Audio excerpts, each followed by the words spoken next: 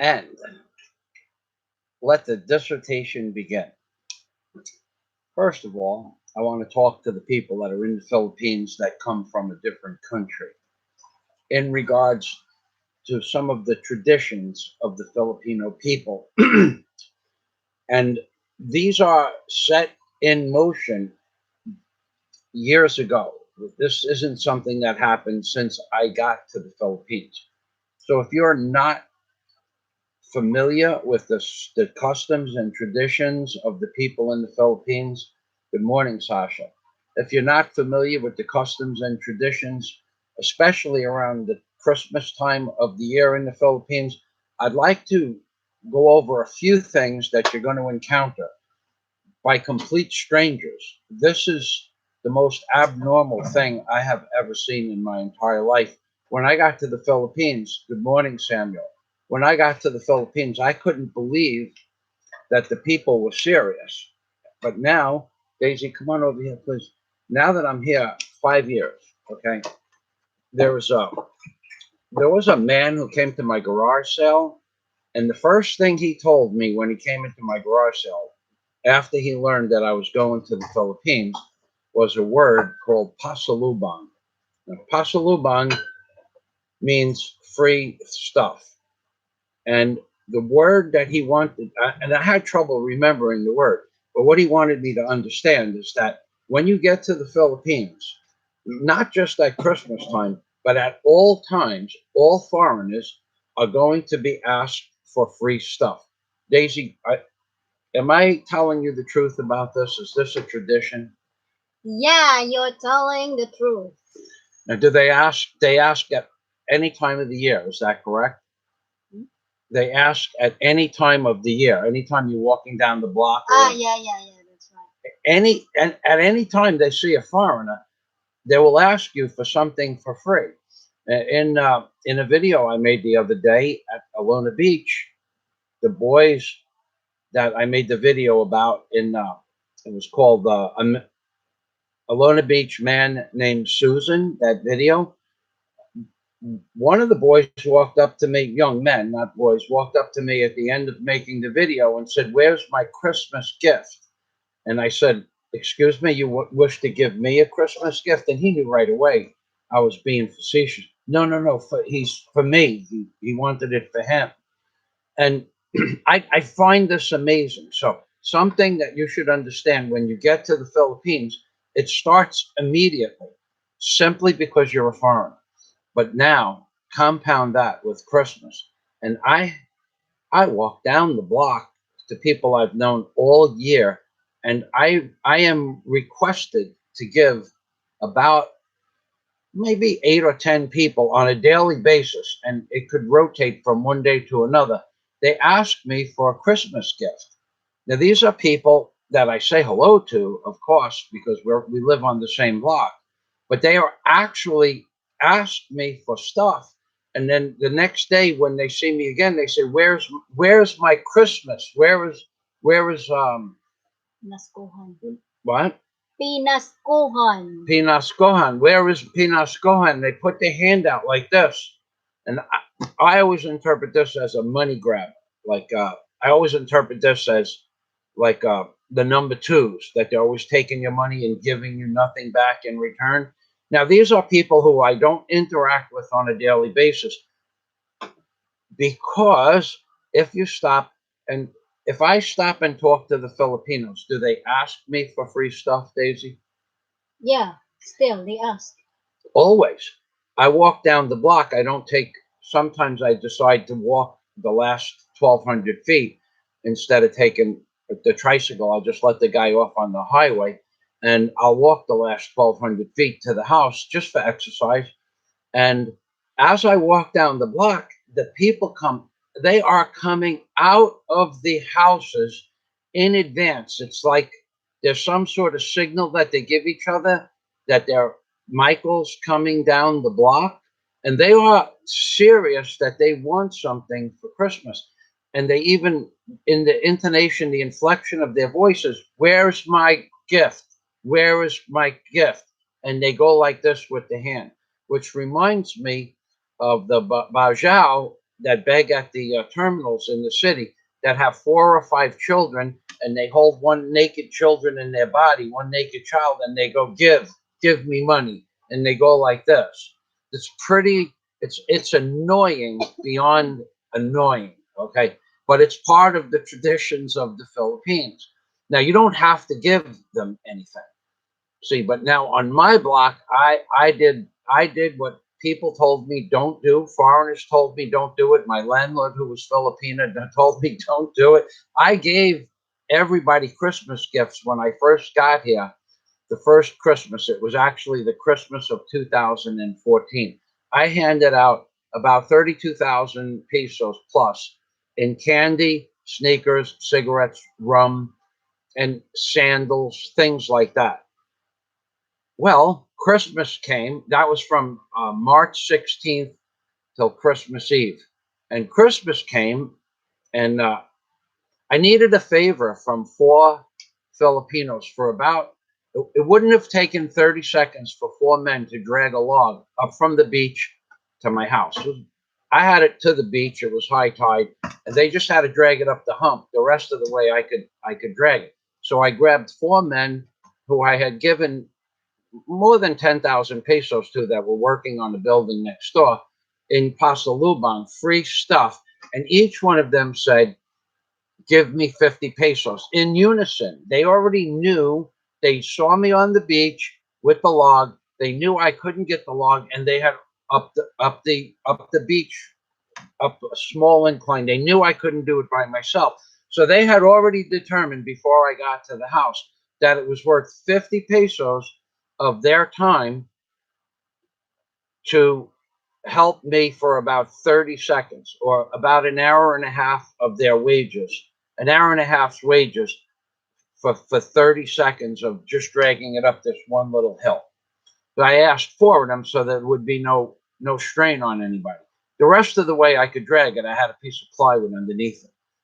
And I laughed at them. And one of the guys, the reason I had to go get that log is because one of the guys had taken the log that I had, a mahogany log that was 6 feet long, and used it for a fire on the beach. After he asked me if he could have it in the morning of Christmas Eve, I said, no, I'm building something with that. He stole it that night and used it for a fire.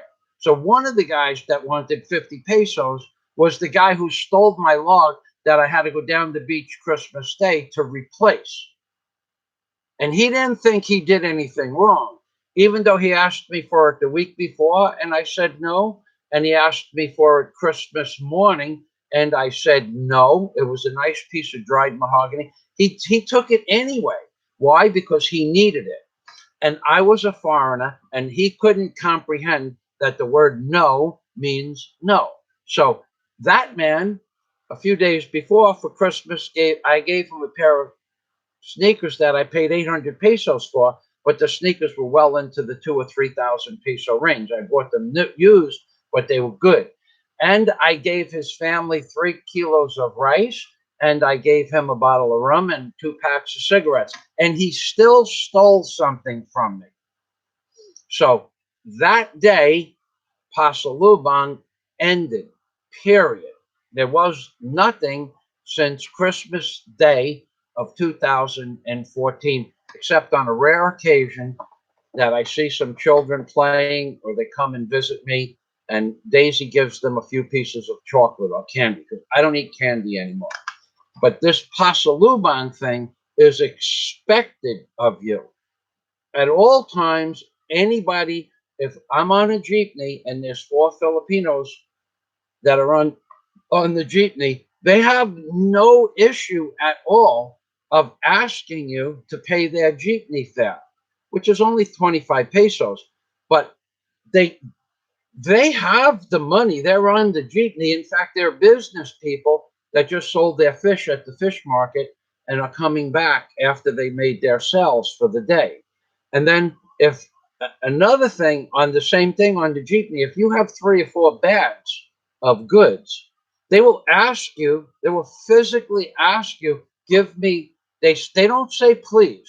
Filipinos don't say please, and they don't say thank you. Am I right, Daisy? Yeah, right.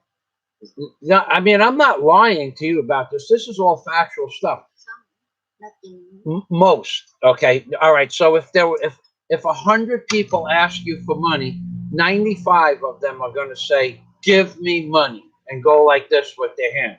And I find that very insulting. So if you have 3 or 4 bags of groceries on the jeepney, they will look at the bags. They always look at your bags. They always look to see what's inside your bags. And they say, "Give me one bag. Give, give me one bag. Give." And they go like this. I find that absolutely annoying. Okay. But now let's say you have 10 loaves of Italian bread in a bag. Well, they want 2 or 3 loaves. There's 3 people. Give me one loaf. Give me one loaf. Not please, just give me one loaf. Okay. I just say no. I say now. In the beginning, I just said no and they got pissed off in 2015 until I met Daisy and brought her here.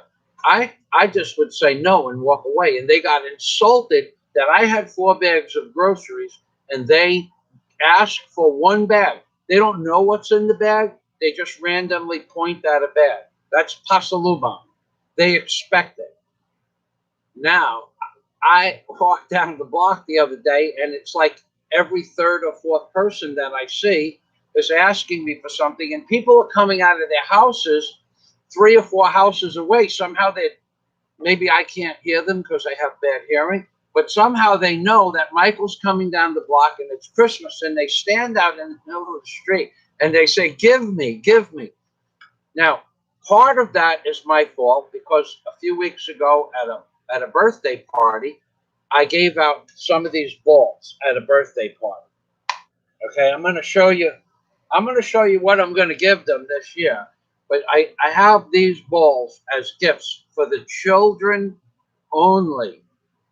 I've made it so clear that I have them for the children only. And now I'm walking down the block and there are adults saying, "Give me ball, give me ball, give me ball." They, not for their children, I for them, because I'll tell them that these balls are for Christmas for the babae and the lalaki, baby boy and baby girl only. Only the baby boy and only the baby girl.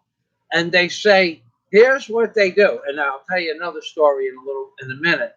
Here's what they say. "Just give me one." Just and they got this sad face. It's like they went to school to get this. Just give me one. They do this with the finger and they crunch up their shoulders. "Just give me one. Nobody else. Just give me one." I find that amazing, besides annoying, that they want one, but the hell with their neighbors or the rest of their family. So now, of course, now I tell them only the children, because when I was giving out candy every day, 85 pieces of candy 3 times a week, walking down the block home from the store, then it was then it was "Give me candy" for the adults. And when I would say no, then they would say, "Just give me one bag. Just give me one bag." And I am not being facetious and I'm not making this stuff up. So now I said, "Why should I give you a bag of candy? A bag of candy is like 140 pieces. Why should I give you a bag of candy?" And they know what I'm saying. Give me one bag. You don't have to come here every day. You just come once a week and give me one bag. They already have this plotted out, just like when I'm walking down the block. Daisy, did it happen to you this week at all? Yeah, it happened. What happened? Explain to them what happened, please. Explain. They asked a Christmas gift to me. And the man who asked the Christmas gift, what is his job? Tell everybody what his job is. Lottery. Lottery numbers. He's the numbers guy in the neighborhood. And he's really serious because this morning he went by and said like this, "Merry Christmas" with his hand. He didn't say give anything, just "Merry Christmas." And I was sitting there, Merry Christmas. And he stopped. He stopped dead in his tracks and was this. He's going like this with his hand. Merry Christmas. I said, Merry Christmas. And he's like this. And I started laughing. I said, umping. And then he went away. But they do it to Daisy too. So digressing back to the candy story. So every day I gave these people candy. This was before the Christmas of 2014, that's when it all stopped that day. And in order to stop it, I literally went down the block with my regular bag that I kept the candy in. And when the people came out of the house to ask for the candy, that was back in 2014. I said, there's no more Pasalubong because I asked and I named the four men whose name I knew and whose name they knew. I told them that I asked those men to help me for 1 minute and they want 50 pesos from me. So there's no more Pasalubong. In conjunction with one more thing, the people who I gave candy to every day, they're children. One person had 18 children come out from a group area. They had a barbecue in the afternoon at night, and they would sell chicken. Another group of about 11 or 12 people had 11 or 12 children. The adults sold pork. They didn't cook chicken, they cooked pork. So it's like they don't interfere with the other person's business. All right, so now we have a chicken and a pork cooker, street food, and another person sold chicken and rice and soup. So what I did about 2 days before Christmas, I walked down the block and I gave my candy. And as I was giving the candy to the families of the people that had each three different houses, three different areas, I said to them, I gave the candy to the children and they all want candy, but I don't give the adults candy because that's another 25 people. Because not only is it the adults, but it's their mother and father and their brother who's working, and maybe their wife that's working. So it's another 25 pesos a day, 3 times a week, sometimes 4 times a week, 100 pesos a week, 400 pesos a month. I'm already giving out 3,000 pesos a month in candy and cigarettes and things like that. Thank you, Jedi. So I will get to you in a minute. So I'm already giving this stuff out. And I said to them, look, give me one piece of pork. Give me, Jedi, please stop. Stop. This isn't what this is about. Please. I don't want no more Pasalubong for Michael Fazio today, okay? Thank you. This is about the living in the Philippines. Please. Okay. All right. So now the family that's selling the pork, they were at the top of the block. I said, just give me one piece. Now the pork is 40 pesos. I give them 11 pesos of candy 3 times a week for 8 months. Every time I walk down the block, I start at the top end of the block and I work my way to the bottom. Good morning, Warren H. Warren H is here. He's in the room. So I said, just give me one piece of pork. And then he said, no, with his hand like this. No. If I said, why? He said, if I give you one piece of pork, I will not have food for my family. I said, really? I give you candy every day. Yes, you are rich. Ah, the you are rich thing. All right. So I go to the chicken lady who just asked Daisy yesterday it was yesterday for Pasalubong. And I said, I go to her and I gave the candy to the children. That is 18 children, 17 children and one crippled boy. He's a man. He's in his 30s. He's crippled.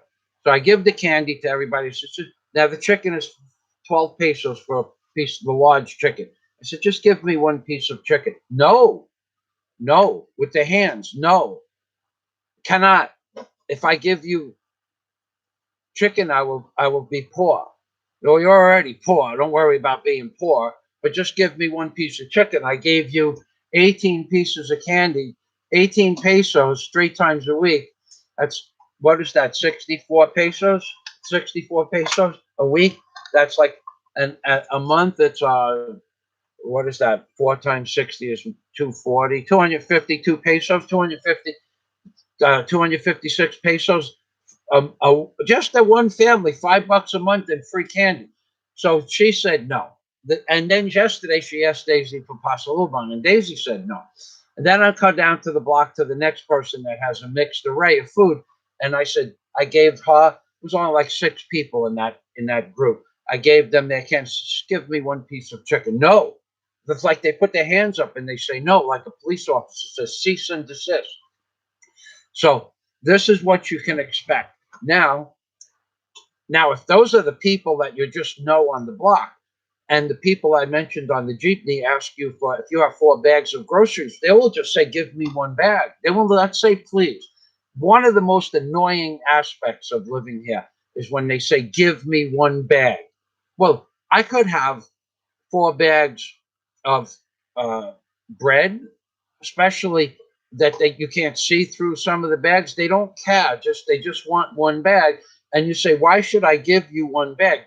Don't interact with them unless you're streetwise. Don't interact with them. Just ignore them. That's the best thing to do. But me, coming from New York, I like the interaction. I like the game. Okay, I enjoy the playing the game. So I said, why should I give you 1 bag? And they said, because you are rich. And then I tell them, I worked harder than all of the people in your entire family work. Harder, smarter, faster, and legitimate. Which they don't understand the word legitimate, so I probably leave that out most of the times. But legitimately, I worked harder, smarter, and faster my whole life with my gamut, my hands, and my back. And they know that I am telling them no, and they don't care, because as I'm explaining to them, I worked for my money. Just give me, just give 1 bag. Do you get the point? So a few weeks ago, I gave out 6 balls at a party. 6 of these. Thank you. Oh, homemade ice cream. Excellent. Now, 1 ball I gave to the, the elderly woman who cooked all the food, because she put out a spread of goat and rice. Well, she's our friend. So she liked the ball, so I gave her one. One was for the birthday boy, who was an adult, but he wanted one just to have it, just like it's a knickknack. These balls are pretty cool. They glow in the dark. Not that one. Give me 2. Some of them work. They worked before. Give me one. So some of them have stopped working. We bought 100 of these, 98 to be exact. So I gave, and then a man came by who had a baby in his arms who was at the party. Give one, just give one. Now you got to understand, this guy is one of this that comes from the richest Filipino family on the block. They have a new car, they have new motorcycles, they just built an extension on the house, they have a store. Just give me one for the baby. So I give him one for the baby. But then I tell him on Christmas, you don't get one for the baby. Well, this is a story into itself. So he walks away. I don't even know where this girl came from. He walks away and comes back with an autistic woman about 30 years old. I've been living on this block for 5 years, and I never saw this woman before. So I guess she just stays in the house, unfortunately. He walked down the block, and he came back about 10 minutes later with this autistic woman. Just give 1 ball, my sister, give 1 ball. So I gave her a ball. Then he comes back. I had to go. Then a friend of mine, the guy I gave the shoes to, the 800 peso shoes, which were worth like 2,500 pesos in the store, they were brand new used. And the guy who I gave uncountless bottles of rum and cigarettes to, he comes by with his children, who actually, I like the man. He's a hardworking guy. If you can get him to work, he's a hardworking guy. So he comes by with his two children, who I like to interact with his children. They're always pleasant and always Michael, and they give you the hand on the forehead, and they they always have something nice to say, and they always going to the beach. And if I have a toy or something, like a ball, you know those balls over there. I usually give them a ball a couple of times a year. Let me have those big ones, and that. So I give his children two balls, and he goes home. I give them I gave them one each of these and one each of these. And he goes home and he gets his wife to come back with a newborn baby. How old is the baby, Daisy? 8 months? Less than a year. Daisy, how old is Dom's baby? Less than a year old. Comes back with the baby and pushes the baby right up into my face. Just give me one for the baby. So of course, I gave him two for his children, one for the baby, and then three for the other people. So the guy who brought his autistic sister, he brings her back. I guess he brought her back to the house, and then he comes back. Then I went home to get some more balls in case there were any more children coming to the party, babies, children seven, like 7, 8 years, 9 years, 10 years old, somebody that could play with a ball. And he brings back two girls and a boy, and he introduces them to me by name. This is my son, okay? This is my daughter, and this is my niece, okay? Just give one. That's it. That's it. Stop. Stop. Delete. Stop yelling. Just not yelling, but make stop. No more balls. Okay? No more balls. It would have been endless. This whole scenario took like 30 minutes. And so now let me show you what Steve Stiglitz gave a $60 donation, and I forget who else gave another $10 donation. Steve Stiglitz gave a $60 super chat for a dinner. Told me and Daisy to go out for dinner. I said, "No, that's too much of a super chat. I'll do something for the locals." Then he said, "Why don't you have a pig roast?" Which would have turned out to cost for the neighbors of pig roast. There's 135 neighbors that would come to the pig roast. They all invite their family, so there'd be 160 or 70 people at $10 a head. That's what it would cost to do an honorable pig roast with booze, soda. Good morning, Jack Thompson. Booze and soda and the like three pigs, not one, for 150 people. You're gonna need at least three pigs. Okay, three 50-kilo pigs. That's a kilo per person. Believe me, it would go. A lot of it disappears when you take the guts out.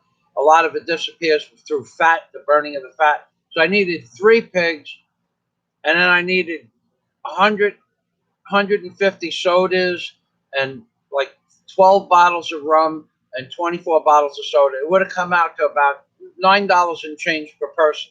So I said to Steve, "No, you know what? And there was two other people that gave $10 super chats that day. So I took those $80 in super chats, which when when the money is deducted, of course I have to pay taxes, and then some money is deducted from you too. So I added another $40 from my pocket, and I bought this. This is what I bought them. I bought some of these. This is for the children only. But you gotta go. I'm gonna have to start at the block, at the top of the block. This is how it's gonna have to get done. I'm gonna have to, and I won't. I don't like giving the Filipinos food. People ask me for not a kilo of rice, but 5 kilos of rice or 10 kilos of rice. Just a bad habit, because then every time they run out of food, they'll come to your house and ask you for a kilo of rice. They don't care, and that the reasoning is because I'm rich. Now to them, I'm rich. I used to be well off, but I worked for it. I worked every day of my life, I don't collect Social Security because I never paid enough money into Social Security. You need 34 points. I only have like 18 points. I tried, Carl, if Carl is listening. I don't have the points to get Social Security benefits. But anyway, this is what we bought them. We bought them a bunch of these with monies, and I had to add a little bit more. I took it out of the super chat money. We bought them a bunch of these, and then inside this box here, we have about a dozen, maybe 16. I think they're four little cars for the babies because they can't play with a ball like the little children that want to, like a 2-year-old. Good morning, Jim. Okay, and we bought like 16 of these, and now for the pièce de resistance, I don't even know that I can pick it up. There's Merry Christmas. Okay, yeah, honey, you taped it up, right? I saw you tape it up, right? Yeah. Okay. What we're giving, what we're giving the children for Christmas? We're giving them balls.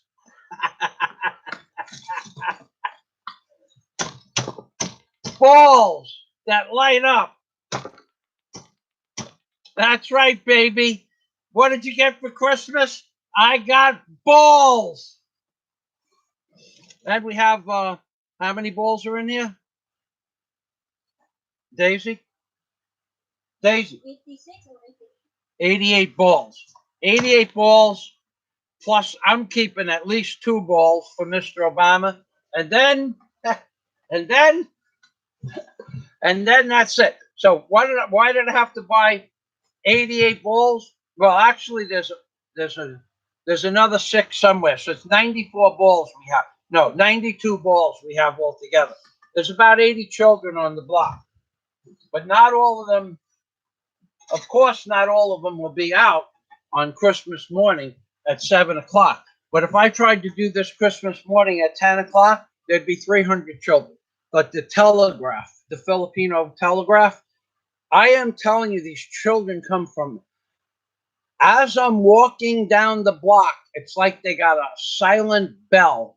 Michael is walking down the block. Go out and ask him for something, anything, just go ask. And that's what Pasalubong is in the Philippines. Now, for Christmas, I don't mind. And but here's what I want to tell you.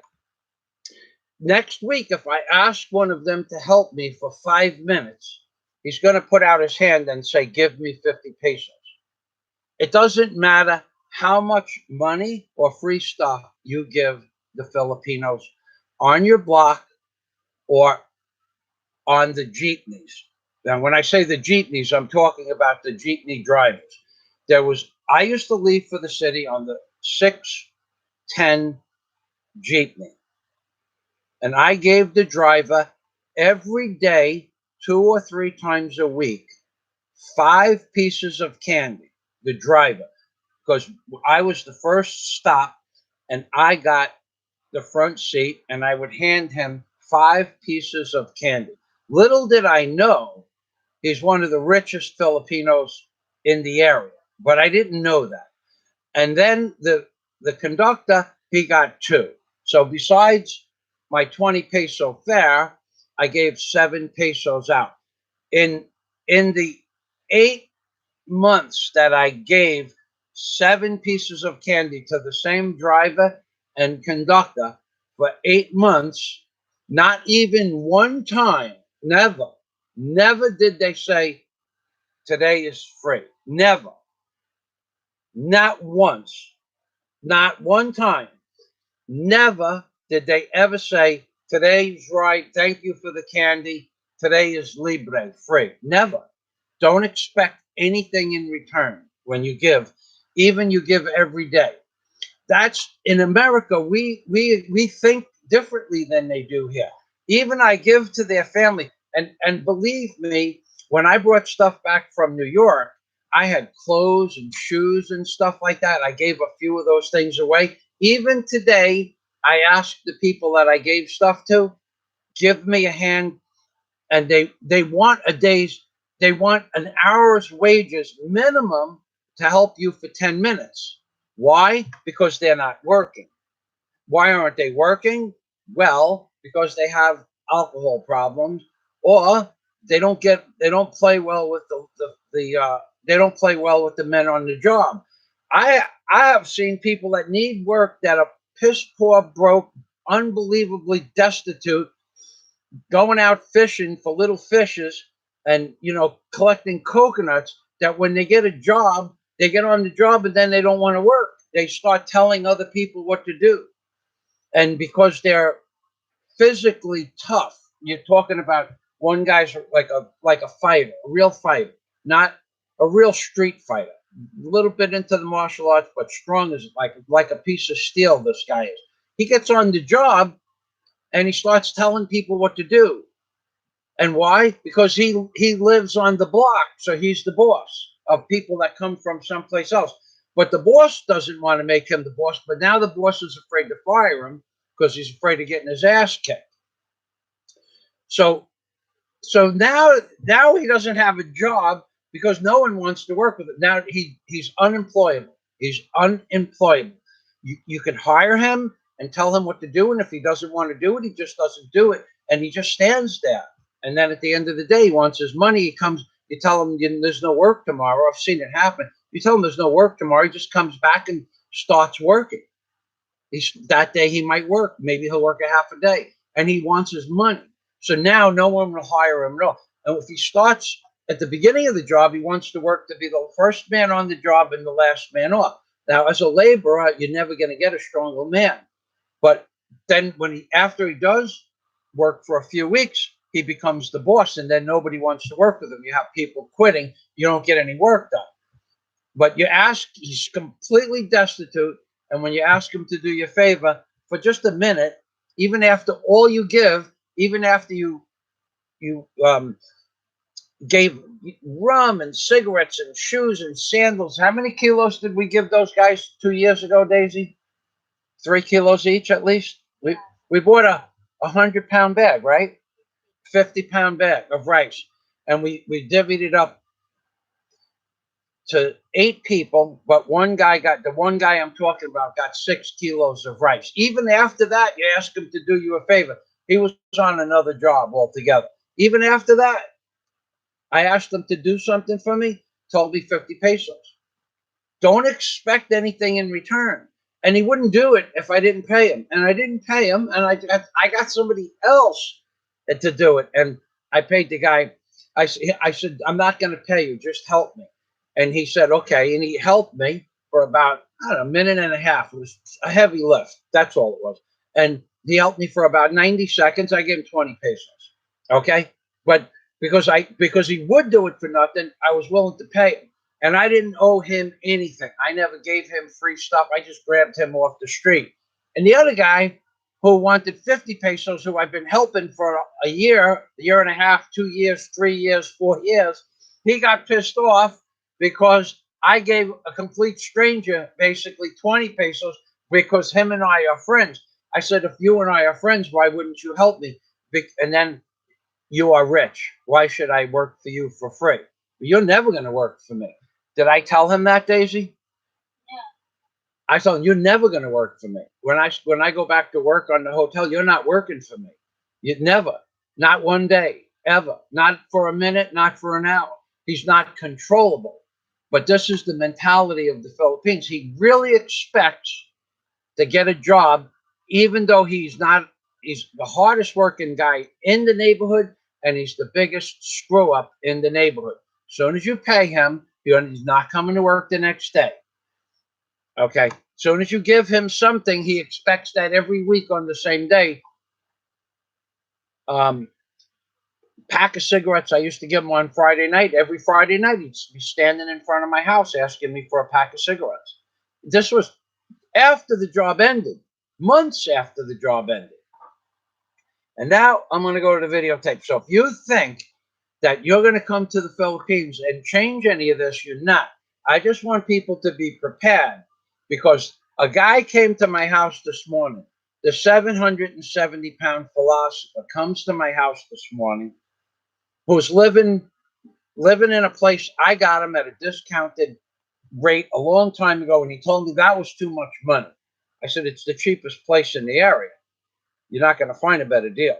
So he went everywhere else and then decided that this is the best place. So it comes in, and that's like the fifth time this week he asks me for a cigarette. I said, why don't you have cigarettes? He goes, well, my girlfriend doesn't let me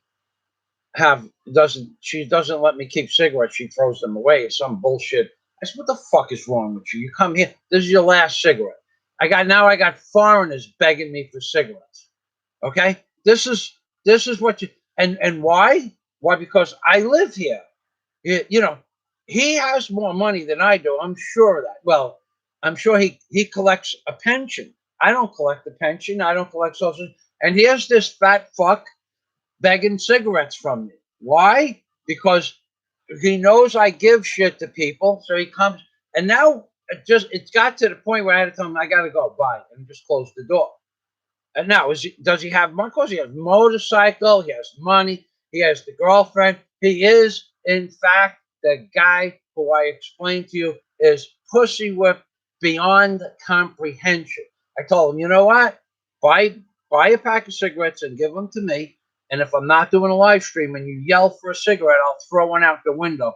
Bring your own lighter, because I gave him a cigarette and a box of matches this morning. The son of a bitch tried to steal my matches.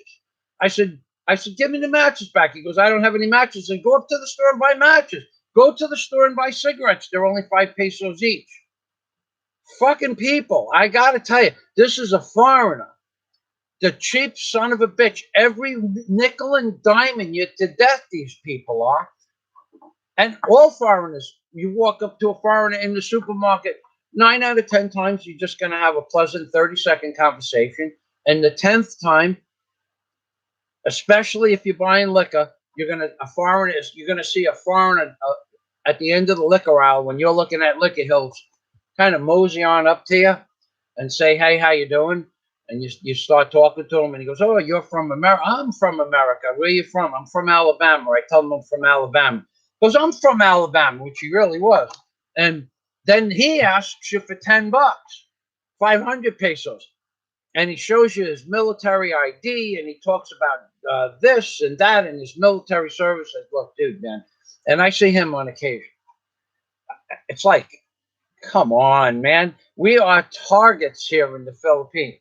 And now I got to read some comments. Okay. So first, I should go to Jedi and say thank you for the super chat. All right. So let's see what Jedi, thank you. Okay. So this is a gift for Daisy and I. Thank you very much. We're going to actually, we may actually go out for dinner, but we have a lot of super chat money built up for dinner. So it's really, thank you for that. And Daisy, write this name Jedi down on the list, please. Thank you. We have a list of people. We're going to have to mention several people. We're not going to go out on an extravagant dinner like Steve Stiglitz, the man who gave $60 for a super chat. He said go out and go to a 5-star restaurant for dinner. I refuse to do that. There's a 5-star restaurant called the Henin right down the block from us in Alona Beach. And you can go and spend about, I think it's 1,200 or 1,500 pesos maybe now for a dinner buffet. I wouldn't spend $30 for a dinner buffet in the Philippines. I just won't do it, which is 1,500 pesos per person. So you're talking $60 for a dinner for two. I'd rather go out to dinner and buy $5 dinners. So this would buy us 2 pizzas. This would buy us 1 pizza, Jedi, and that's what so thank you. What? So here we go. Say thank you. Thank you, Jedi. Ready? Go ahead. You count. Huh? You count. 1, 2, 3. Thank you. Thank you. Thank you very much. Thank you. Okay. So now the Christmas carolers, those children, I tell Daisy to give more to. I tell Daisy to give them 10 pesos each. She gives them 5 pesos each in candy. And she said that normal, how many pesos is normal? 1. 1 peso. The Filipino people will have these children walk up to their door, sing a Christmas song, and if they're lucky, they'll get 1 peso each. Now, if they sing me a song, I want to give them at least 10 pesos each. It's 10 pesos for about, the songs are not full songs. It's the words are missing, but the smile on the children's face is priceless. So it's 10 pesos, but you're going to see a slew of them. You might get 100 in in one day. You could get 100 the day before Christmas, or a few days. So it's like maybe you spend 200 or 300 or 1,000 pesos, which is cool. But thank you, Jedi. So let me go back. Thank you, Daisy. And Daisy, may I have cold water, please? All right, thank you. So let's take a screenshot of that, and this way I have that in my. All right, so I have that. I'm gonna have to go here. You know what I'm gonna do? I'm gonna go over here. Thank you, Daisy. Okay, so then I'm gonna copy all the notes, and then I'm gonna read the notes. And I'm sorry if I didn't get to anybody. Wait, honey. You know what you should do? Jack Thompson he blocked that guy. Thank you, Jack. The wrenches are at work.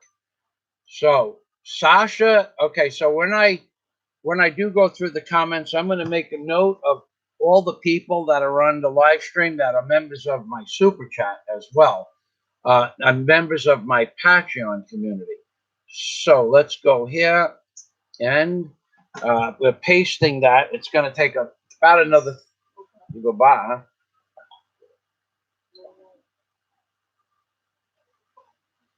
Take a separate box.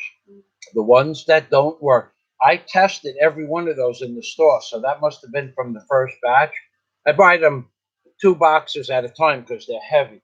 Take a separate box or bucket and take the ones that don't work. Now there's one down by my feet, right there.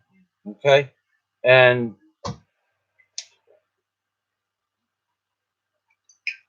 the ones that are leaking that don't work at all, I didn't. They didn't want to take it back. I bought a I bought 100 of these balls, 98 of these balls. Oh, no, 74 and 24. 98, yeah, 98 of these balls. And when I brought 2 back to replace, no returns, she said, no returns. I brought the receipt, I brought the 2 balls, and they said no returns. I found that amazing. And even I was buying 2 dozen more, no returns on that item. No returns on that item. So welcome to the Philippines. So What not change? It is change the new item. they didn't want to do it. Hmm. No exchange, no returns. I guess there was a lot of balls on the shelf that were broken. I guess and if you smash them into the floor too hard, they break. They're made to just tap on the. You could bounce them off a floor. It's not a problem. But if you throw it down at the floor, it's just not made to last. And what I'm going to do is I'm going to take the lights out. You have to hold the thing at the bottom. Okay, so what? Yeah, see, different. So double check. Make sure it's at the bottom, and then when the light is at the bottom, then you hit it like that, and then like that. So those are good, right? So you're gonna have to get another box and go through each one of them and transfer them over into transfer them over. Do we have another bucket? What about one of those buckets over there? Yeah. How about a bag? Just put the good ones in a bag and put the bad ones on the bed, and then just transfer everything out of the box, and the bad ones put on the bed. I'll bring them back in mass next time and tell them I want my money back. All right, so if you're a member of my Patreon account, I'm going to say hello. Otherwise, I have several hundred comments. It looks like I'm just going to go past Princess Anne. Okay, hello, Samuel. Hello, a Brit in the Philippines. Chris Wren. Good morning, Chris.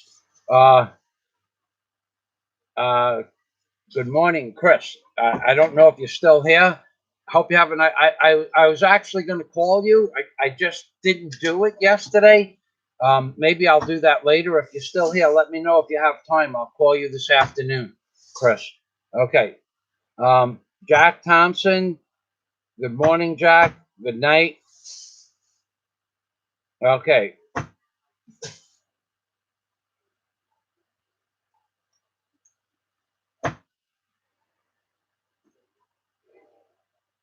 Okay. I'm only dealing with the people I know, Psycho. You were very helpful in the super chat, so I'll I'll address your statement because you know about the Philippines. That's because they think everything is God's will. If you give to them, it's God's will, but it's not God's will for them to help you for free. Two different. We're dealing with two different gods here. We're dealing with the God of give me, and the God of I receive, I receive. Where's that water, honey? Please. Hold on a minute. I'm drying up. What? I don't want to put it beside me because the fan blows warm air on it.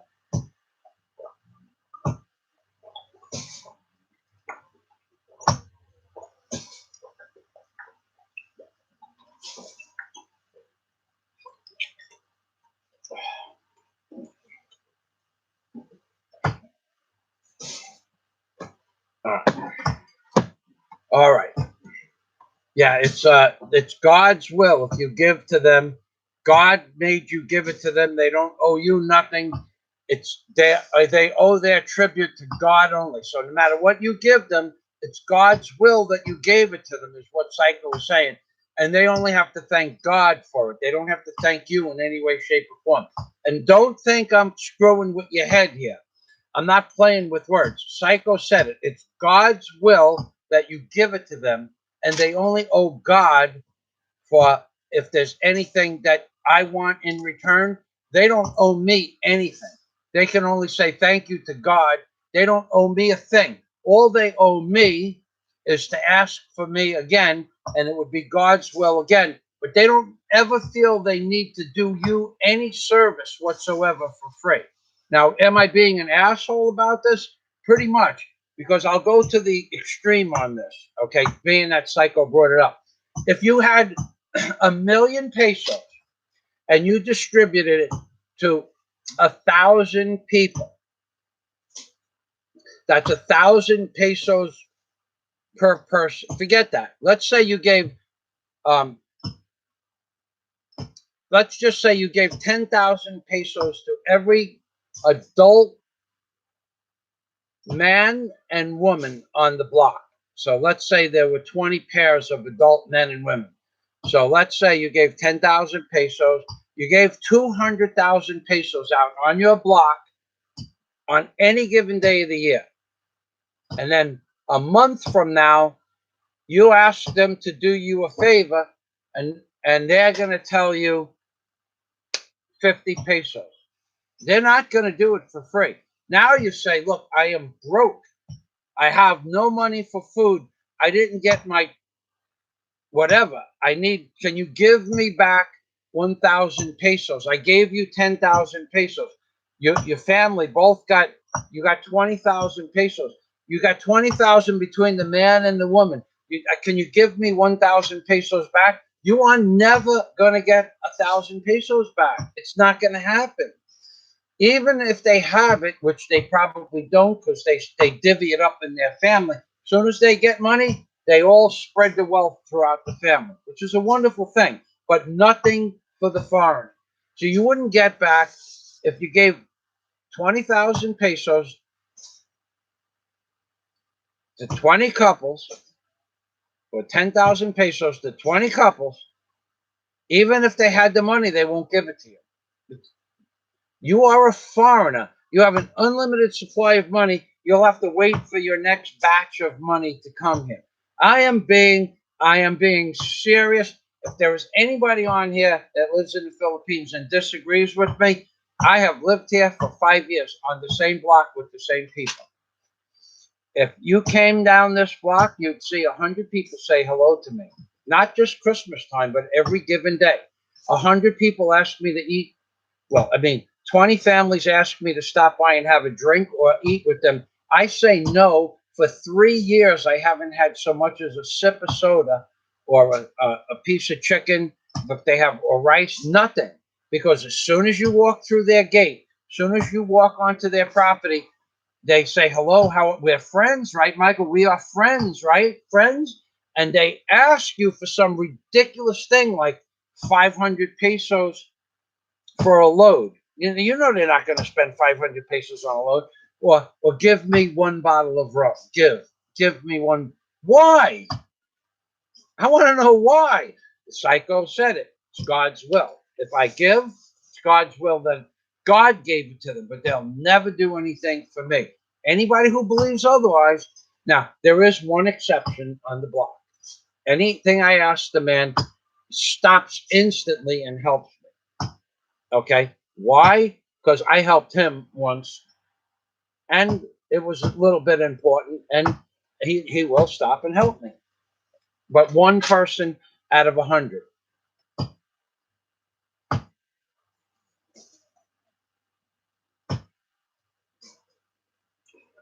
All right, Britain, Philippines. Liz Osmond.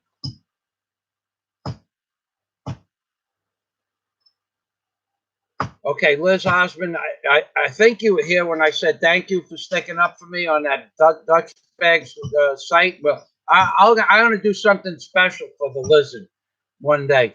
But thanks for you were the only person, Liz, that I could see that said, "Hey, what are you talking bad about Michael for?" You were the only person. Thank you for that. All right. Now, Liz says the only way you can have is to give. If you get without giving, you will always be poor. That's pretty philosophical, Liz. Thank you. Even in Bangkok, I'm asked for Christmas gifts. Now, Jack Thompson, he's a working man. We work for our stuff. I want when somebody comes and asks me for 100 pesos, I tell them, "Did you work for me? Do you work for me? Do you work for me? Did you help me this week?" They see me busting my ass, moving rocks with by my or me and Daisy loading up the bucket with rocks. They just walk by. They say hello, but they don't say, "Michael, can I help you for an hour?" and then give me an hour's wage. No, they'll just wait for you to not be working and just say, give me 50 pesos for a load. Give Need a load 50 pesos, and I tell them no casa but load, no casa but I don't understand. Please load 50 pesos. What the fuck would I give you a load for? Really, what would I give you a load for? Anyway, but they want that's God's will. Psycho said it. So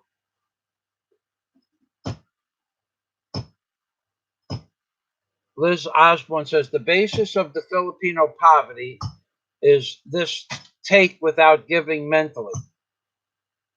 Yeah. And yeah, I'll tell you a true story. Okay.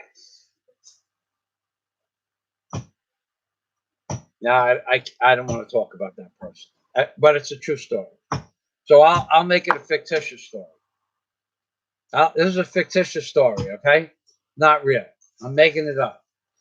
All right. So my friend gave his landlord 300, 288,000 pesos for a deposit for rent for 2 years, right? So the landlord has 3 children. So the landlord took, I think she split it up 4 ways. So whatever that comes out to, 140, 200, 288, 144, 72,000 pesos each person. But I think she might have took the lion's share. But the children got 50,000 pesos each, right? So there was a complication a few months ago, and they needed 250,000 pesos. And they called me over, and I said, "Excuse me," and they wanted X amount of pesos, and I said, "No, I can't do that. I don't have that much. I don't have that many pesos even in the bank. I don't keep that much in the Philippines." And um, but they just asked me for a couple of 100,000 pesos.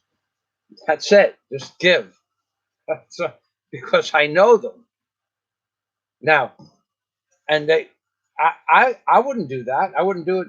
I might do it from somebody that I really know well, but they didn't have any. Oh, so I said, what happened to the 288,000 pesos that you got from so and so? Because you're their landlord. And there was another woman there, a lady, and the lady went, "What?" Well, apparently that was. I thought she had three children. Apparently she had four children, and she didn't give anything to one of the children because her husband has a job. What what a shitstorm I started. And she's going, "What did you say?" And I told her what I said. And the woman comes over and starts smacking me for telling the truth. Not the daughter that didn't get anything. She was like, "What?" So they do it to their own kind too. Jack Thompson, good morning, good evening.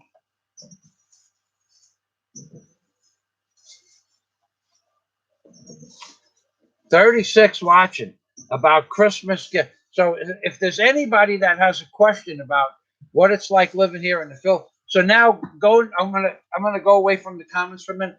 I don't even walk. I haven't walked. I can walk down the block, but there's a man that he is upset now that he has asked me twice for free for Pasalubong. Give my present. Give me Christmas present with his hand. And I don't know this fucking guy from Adam. I don't even saw him before. Apparently he came to help a family member because it used to be the woman took care of this little stand, the one that does the multiple food thing. Used to be the woman did the thing. Well, now there's a man there. And he said to me, give me Christmas present. I don't even know the guy. I don't know what he looks like. I never saw him before. And so now I got a complete stranger pissed off at me because I won't give him free stuff. Really. Now, there are hotels all over the place. And the hotels don't give the local people shit. They give them nothing. The richest people on the block have closed gates. They can't even get in the gate to ask. They stand in front of my house and say, please give.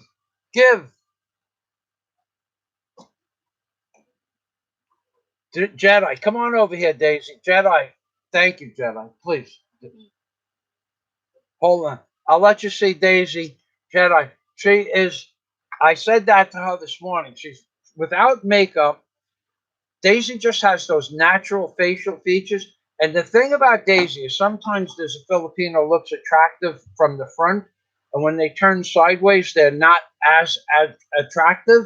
But Daisy looks good when she's looking at you from the front with light, without, with the shadowing, and to the side also.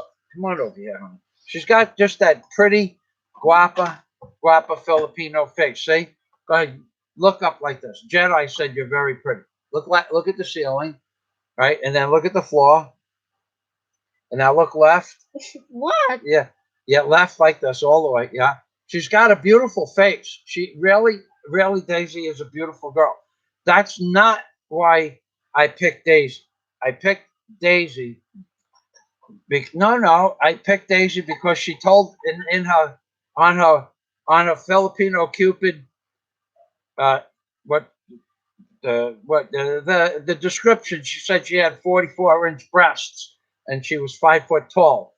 So I said, who's who doesn't like that? That's like Christmas in the Philippines. Thanks, Jedi. Even though it's not the truth. Salamat, Jedi. Thank you. All right, so now let me move through the comments. I'm gonna have to go get through these comments. So Daisy, you stay here, and Warren H. Warren H. Good morning, Warren H. Warren, watch this. Warren, see Mr. Obama.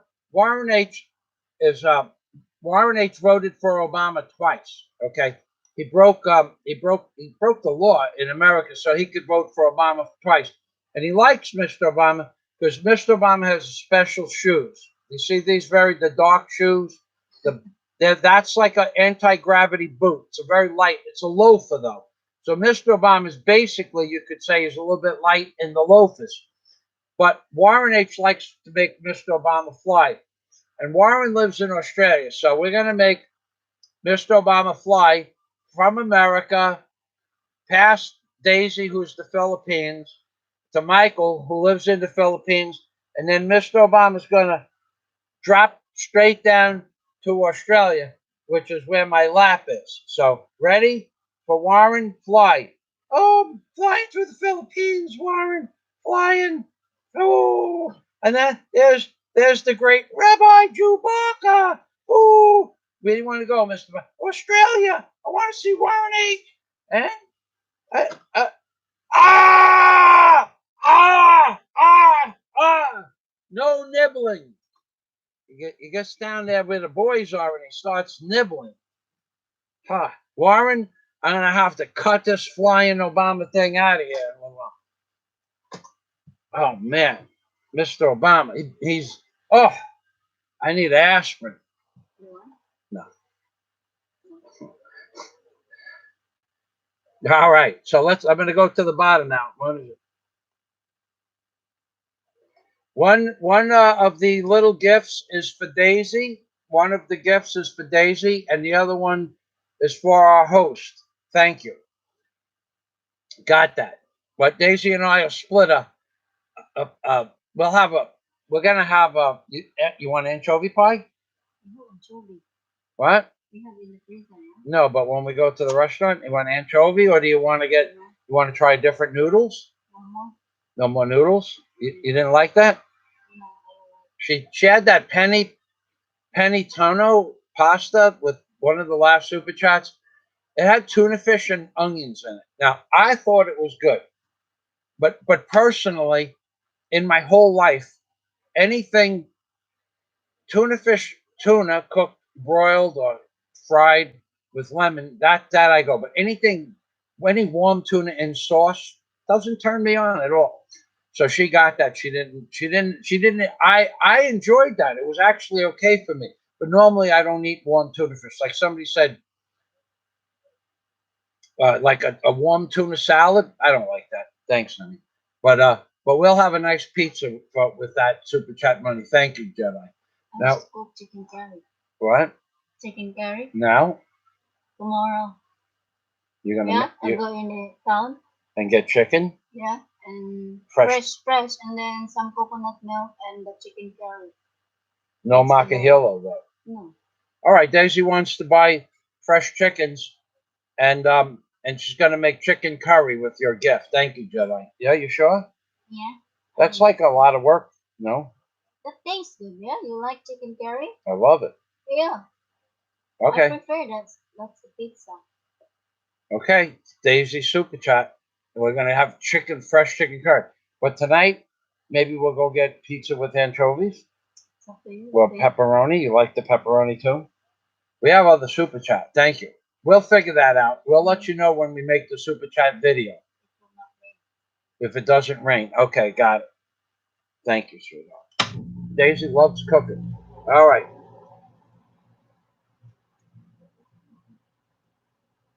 Hello, John Boone Bean.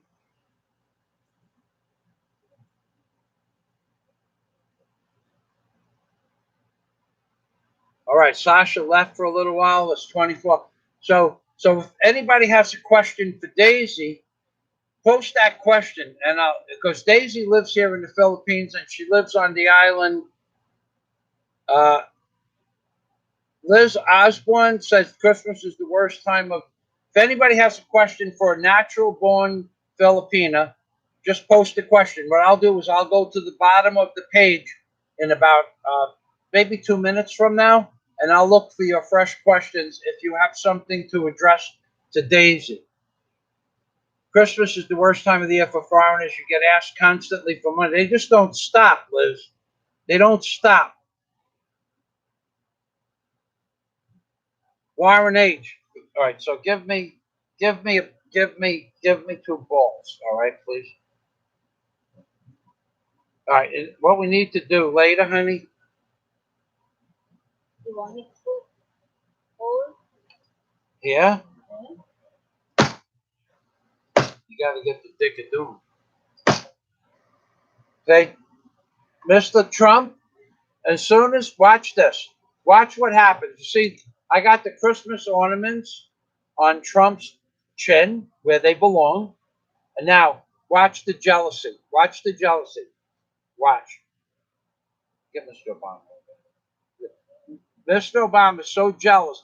Oh, oh, oh, oh, oh, oh, oh, like a pigeon cooing. Oh, ah, ah, oh, oh, oh, oh, oh, oh, ah, like a little baby, like a baby missing his bippy. Oh, oh, oh, ah, oh, oh, oh, oh. You like that, Mr. Obama? Oh, oh, oh, oh, oh. He likes that. He's very jealous of Mr. Trump. Very, very jealous. As soon as I put the boys on Mr. Trump's chin, Mr. Obama comes over. He has to get right there and put his chin on the boys. That's the way Mr. Obama rolls. Oh, I don't know why this light is still lit up, baby. Never saw a light last this long. Oh, I think it's Mr. Obama's chin. The energy from the chin of Mr. Obama is keeping the boy glowing. Oh, Mr. Obama, how come the boys are glowing? Oh, they know. They know. Mr. Obama, it's the psychic energy from the boys to the chin into Mr. Obama. Oh, oh, oh, oh. Mr. Trump. Trump doesn't mind at all having the boys on his chin. He learned that from the number twos that control the White House. Oh, oh, oh. Christmas ornaments, baby. Who else would give balls to the president for Christmas? Christmas ornaments, my ass. These be balls. Christmas balls, but nonetheless balls.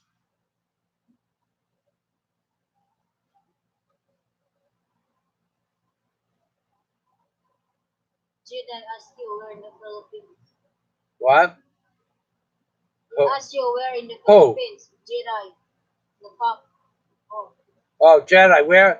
We are on the island of Bohol, which is we're on the island of Bohol on a separate island next to Bohol called Panglao. Panglao. If you look up Alona Beach, Alona, Alona Beach, we live right in that immediate area. All right, so I'm going to the bottom of the page now. Scott Del Fuego. Look at Mr. Trump light these boys up, yeah? It's the energy of Trump's chin lighting up the Christmas ornaments.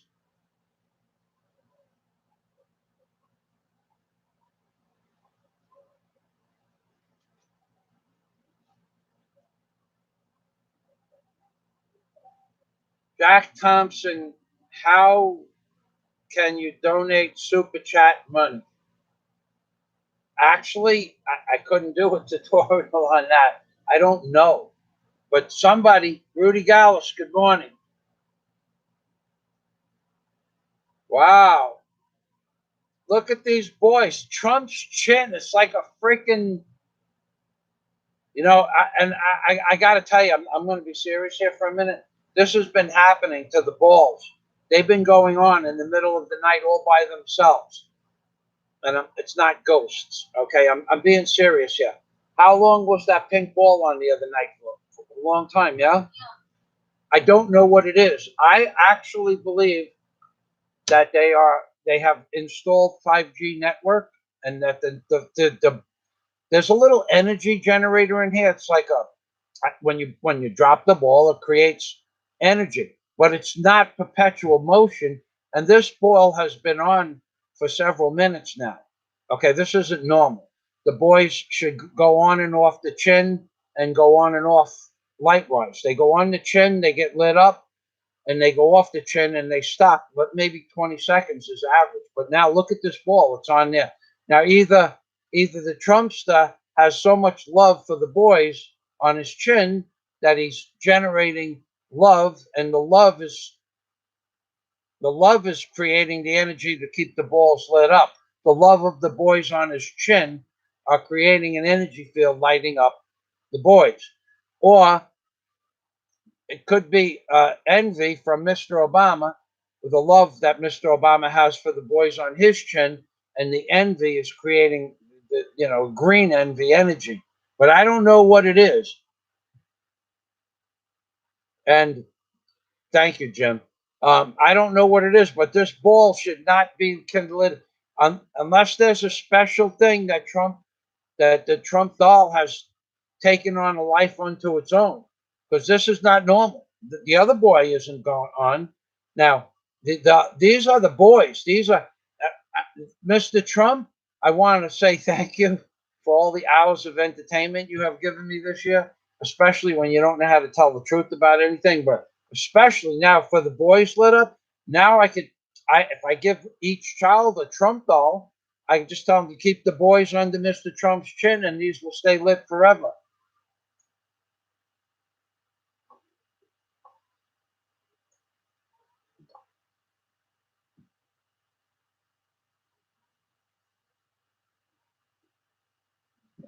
My wood generates the energy for the boys. Samuel with the philosophical wood. Thank you, Samuel. Let me get back up here. I'm going to start going down through the comments. Let's go to the videotape. I'm passing up a lot of people here. Now, these, I could, Warren H. Let me get Warren H. Warren H. likes when, over here, Mr. Obama. Right here.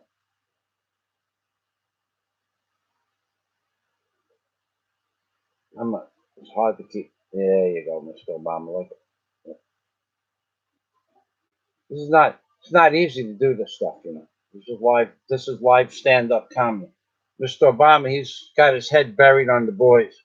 All right, let's see how long we can keep this going here.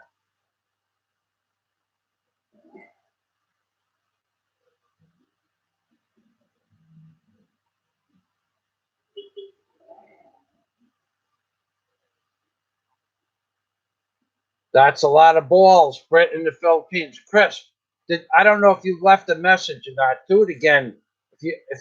I'm going to call you this afternoon. I have a few things I wanted to wish you a Merry Christmas, number one, and then if you're still here, I just wanted to say hello to you in person for Christmas. We usually try to do that, so please let me know if you're going to be available this afternoon. I don't want to disturb you. Okay.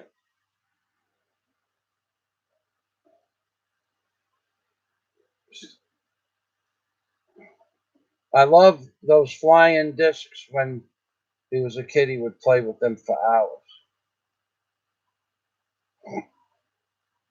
Yeah, those flying discs, Warren, they are pretty cool. I busted one out the other day, and in the store itself to see how they work. I thought they were pretty cool.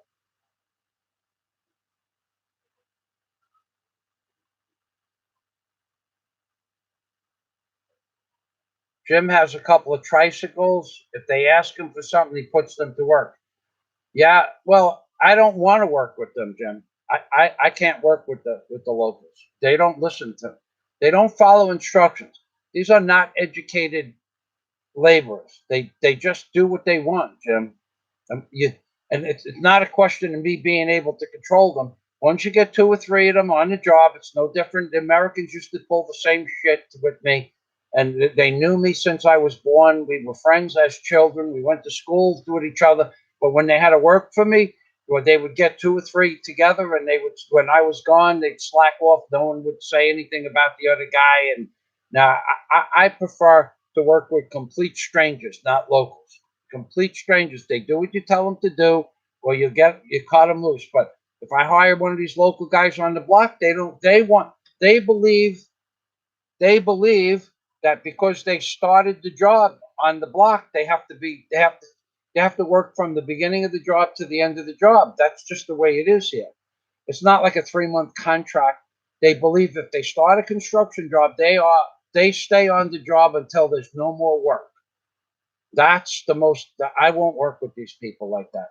They'll work under my conditions, and what I'll do is I'll hire a contractor, and I will be on the job supervising the men. I will be in charge of the job, but I'll hire a contractor and I'll use his men, and he'll tell them to do what I tell them to do. And I already have the contractor ready when that time comes if I decide to hire a contractor. Hiring the local people is just not good. Okay, so let's see. Yep, Mr. Obama. You know what I should do? I should give a little more balls to Mr. Obama. Here we go. I'm surprised Mr. Obama doesn't start singing, "You light up my life with your balls on my chin."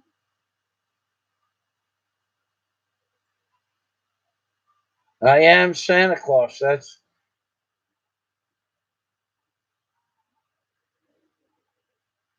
Yeah, Kiwi in the Philippines. Imagine what it's going to look. I'm going to do this.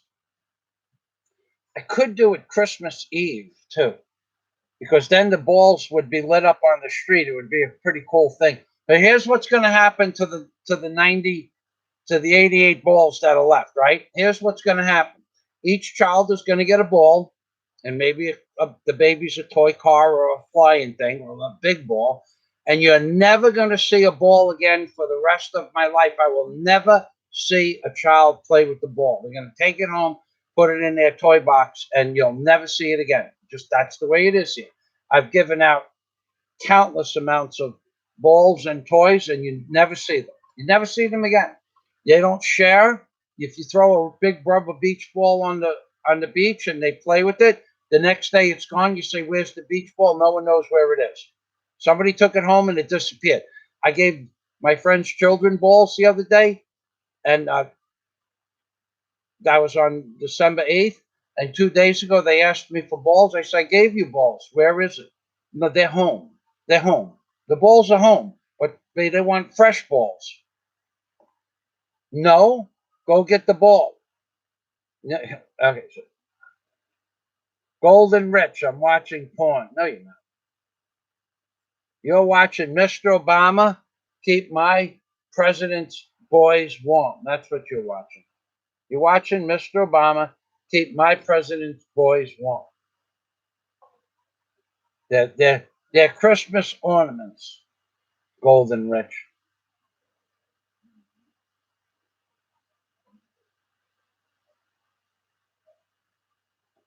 Okay,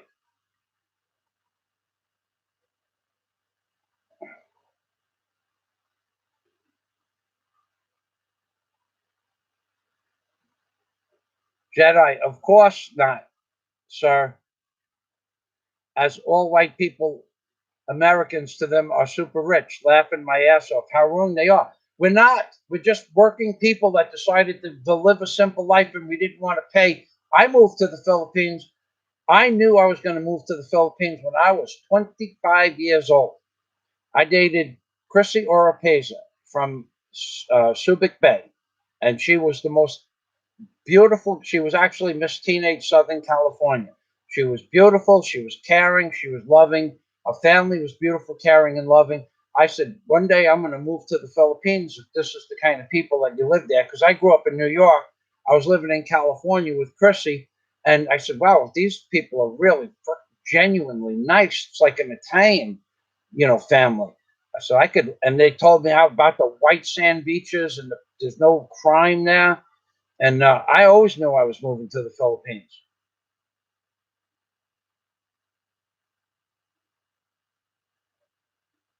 All right, so I'm going to go down to the bottom of the page. Merry Christmas, Scott. Back at you, Scott.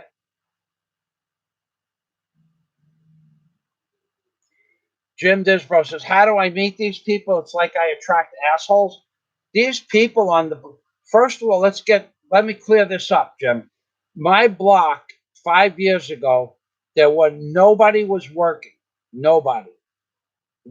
There was the jeepney driver. The jeepney driver was working. A little. I didn't know he's from a rich family, but he wasn't part. His family lived someplace else. And that was pretty much the only man. Everybody else was a fisherman. It's a poor fishing village, and they believe. And there weren't any hotels like there are now. Now there's hotels every freaking place.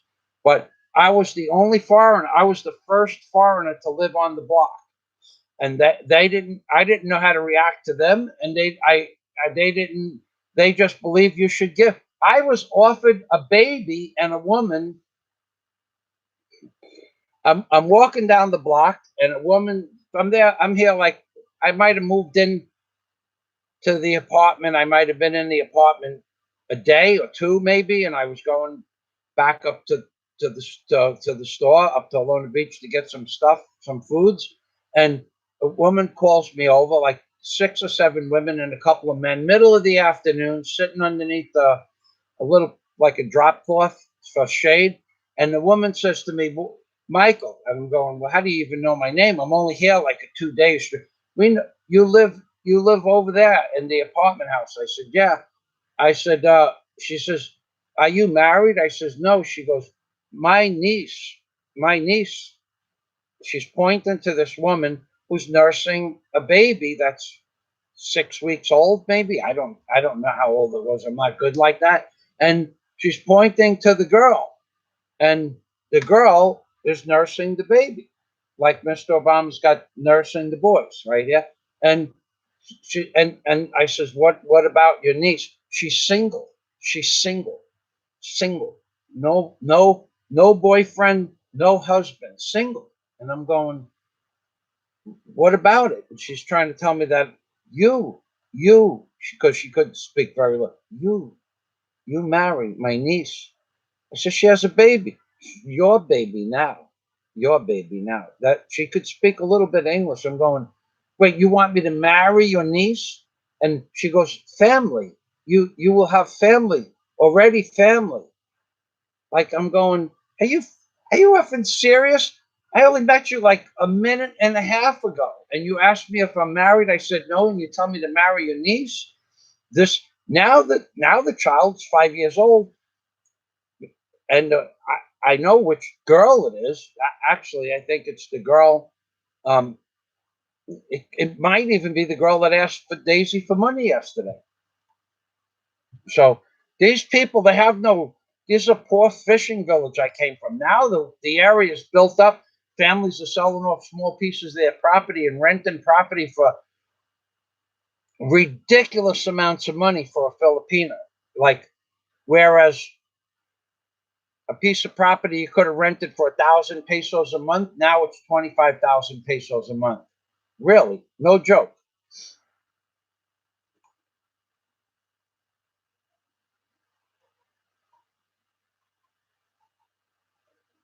Yeah, Jack, you might be right. Actually, I really tell people I'm from Alabama. When they ask me where I'm from, I tell them, where's Mr. Trump? What happened? What happened? Wait a second. Lost the spirit here. Here we go. Whoop, whoop. This is hard to do. Wait a second. I got an idea. I got this. What I should have did was glued these boys to Trump's chin. Now I'm going to put Mr. Obama over here.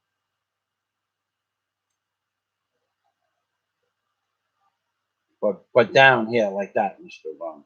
And then I'm gonna this boys. All right. Now they could share. No, this is hard. I'm I'm having a tough day here. Okay. All right. See? Oh, who's purring? Oh, we are. Mr. Obama, put your chin up there. Keep. That's what they stiff up a lip, Mr. Obama. Give them the boys, the blue balls. Okay, so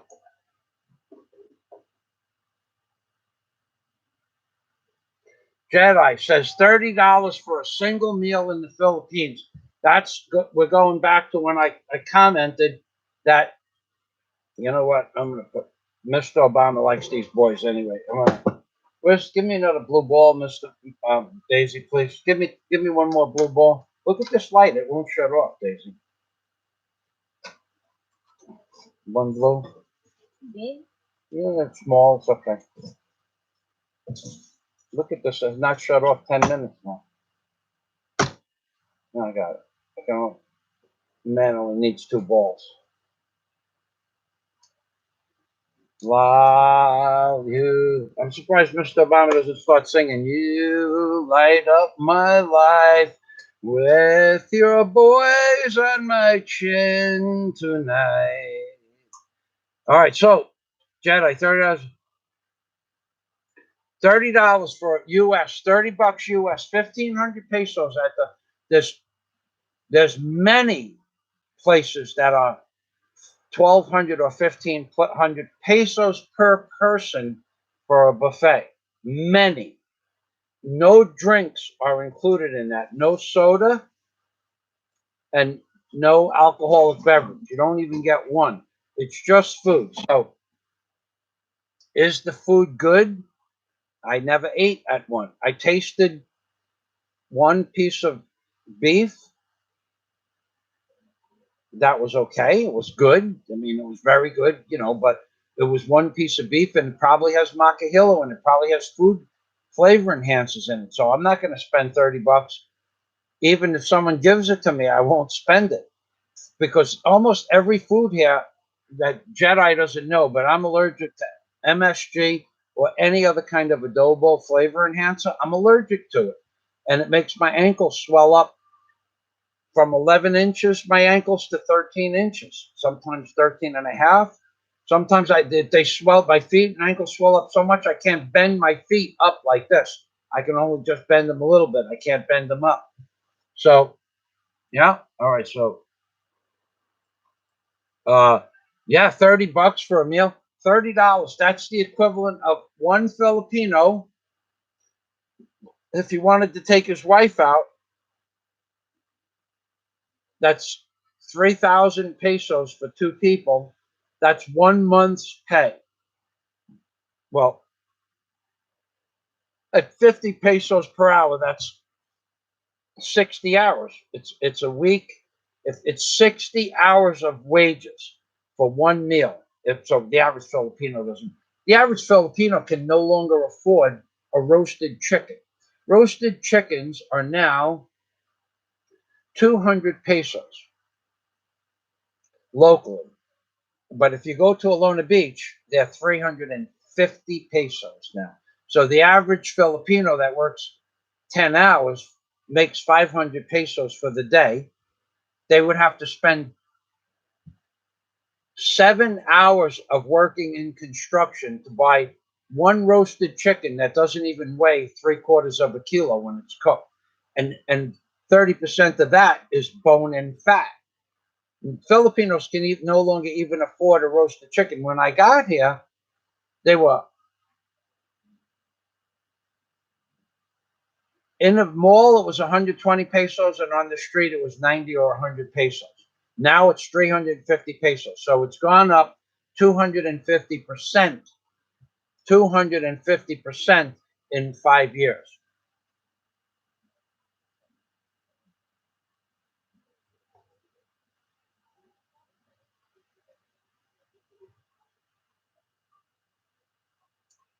Pretty happy with Best Buy. Bought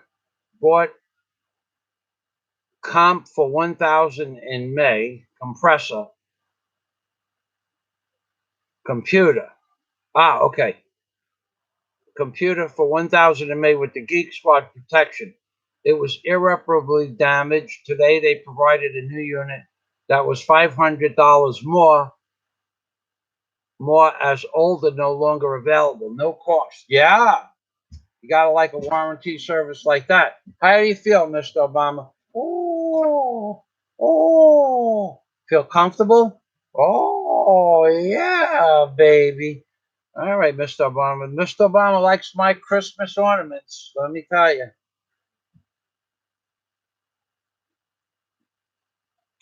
Let me try to get down here.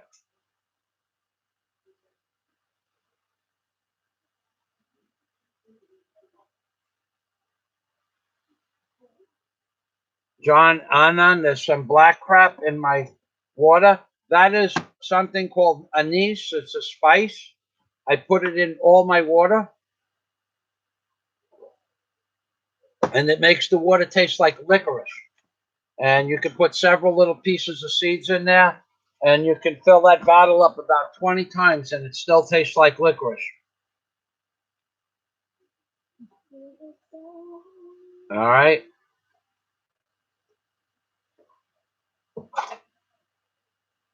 Jim Disbrow, he has to quit breaking Mike's balls because it's manifesting in reality. Jim Disbrow, the man. Oh, okay. Let me tell you who Jim Disbrow is. I forgot, Jim. I apologize. Jim Disbrow creates businesses online. Seriously, he's what is known as an online marketeer. I don't know the full understanding of an online marketing. I don't want to be an online marketer, but Jim offered his services to me. He's working with Landhawk 59 now to set up an online marketing service for whatever they're doing. I don't know. But if anybody here wants online marketing, Jim Disbrow would be the person to see. He does this for a living, so it's not a free service. So you can work out the numbers between you and Jim. He's also a member of my Patreon account, and he's been very generous with super chats. So he's a real man. We speak on the phone. Several, I think we spoke 3 times, and he's always free to help. I mean, always giving information to me to help me with my channel. But my channel is just screwed up because I do this. Okay, I don't give a fuck. I'm going to put my boys on Mr. Obama's chin for the rest of Mr. Obama puppet life. Well, till my boys are broke.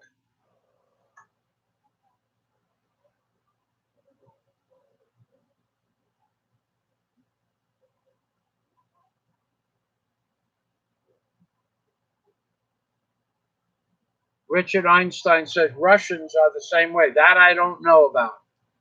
I never, I only worked in one Russian neighborhood in New York, and it was very wealthy. Jedi, what's in my drink is anise. It's a spice that tastes like licorice.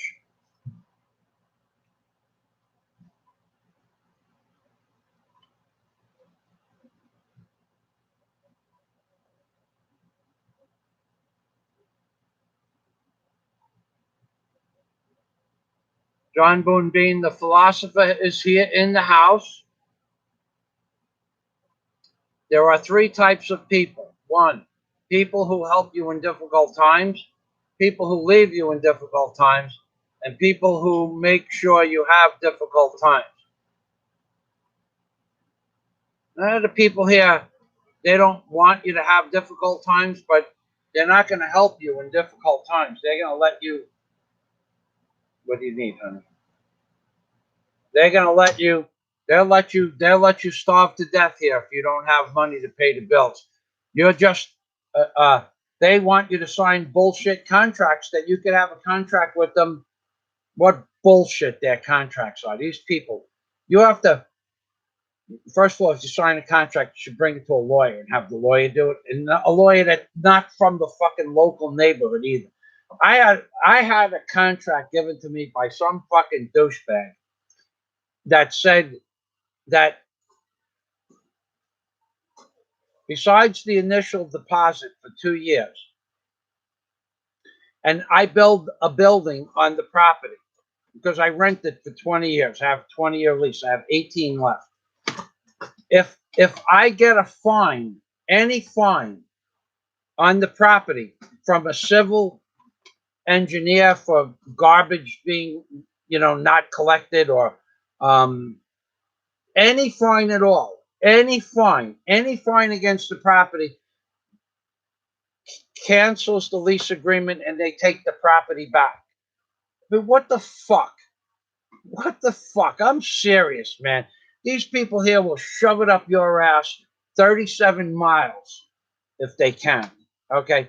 So in other words, I rent the property. I give them 2 years in advance rent, cash at the bank, and then we sign the papers at we go to sign the papers at the lawyer's office, and I have 72 hours to bring them to the bank and get their money.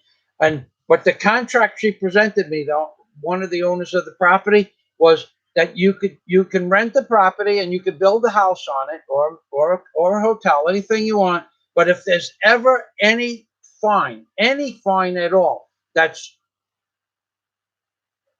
levied on the property. So say I built a fire in front of the house and I got a 500 peso fine, and it went and she got wind of it for some reason. I lose the building, the property, and any monies I have invested.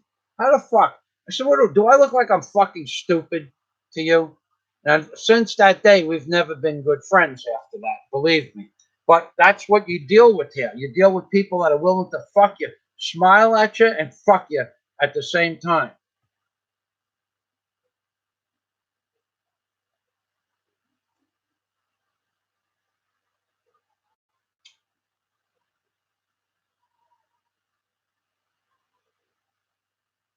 RNH, there's no crime on my block at all so far.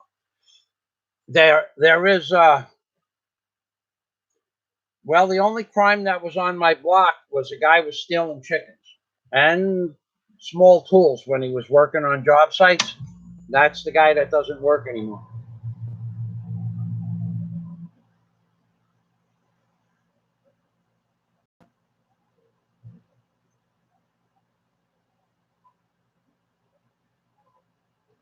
Jedi says, well, yeah, Jedi, the old thing that your father used to say to you, me, and most people, money doesn't grow on trees. We have to go out and work for it.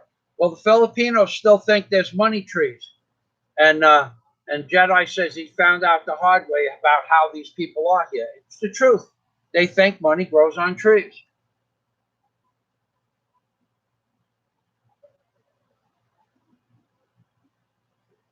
Yeah, well, Jack Thompson lives in Southeast Asia in a Buddhist. Yeah, well, Buddhists are very, very, very, very nice people and giving. That you just become part of the Buddhist community and you're there and your family. That's right, Jack.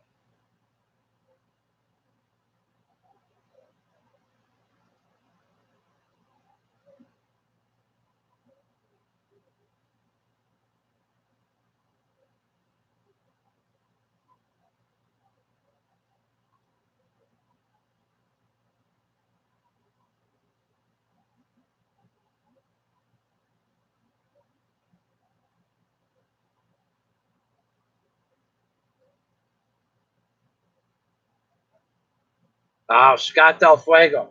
Yes, Scott.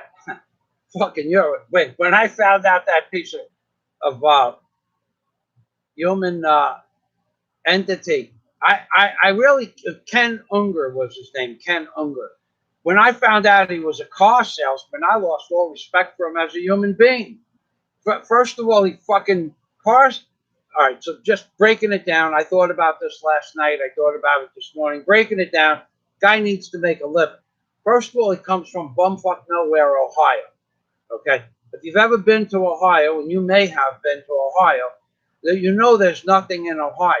Okay, uh, Mac tools are in Ohio. I remember picking up a Mac tool truck there and delivering it to New York. Um, the tool trucks, the Mac tool trucks that sell Mac tools. And then a few years later, I had to bring the truck back and have it replaced with another truck. I was just basically transporting the truck because I had the license. But he has to have a job. But for him to think that he doesn't, that he makes $100,000 a year, so big deal. Lives in Ohio, couldn't spend $100,000. But then he was laughing that I lost my house. Yeah, I lived in $1 million house for 13 years, and I had a nice boat and a nice car, and I had a beautiful, yard and stuff like that. Because I shit it up doesn't mean I didn't have it. It was beautiful for the first 6 or 7 years, and then you couldn't rent the apartment downstairs for when the economy dropped out of the bottom in 2009. You couldn't even rent the bottom apartment out. So instead of paying for another warehouse, I just moved everything over to the property. But anyway, he's a car salesman. They're a bunch of fucking lying scumbags. What? You're gonna all of a sudden you're gonna tell me that a car salesman has honor? They don't have any fucking honor. They're car salesmen. It's new cars, used cars. They fucking lie.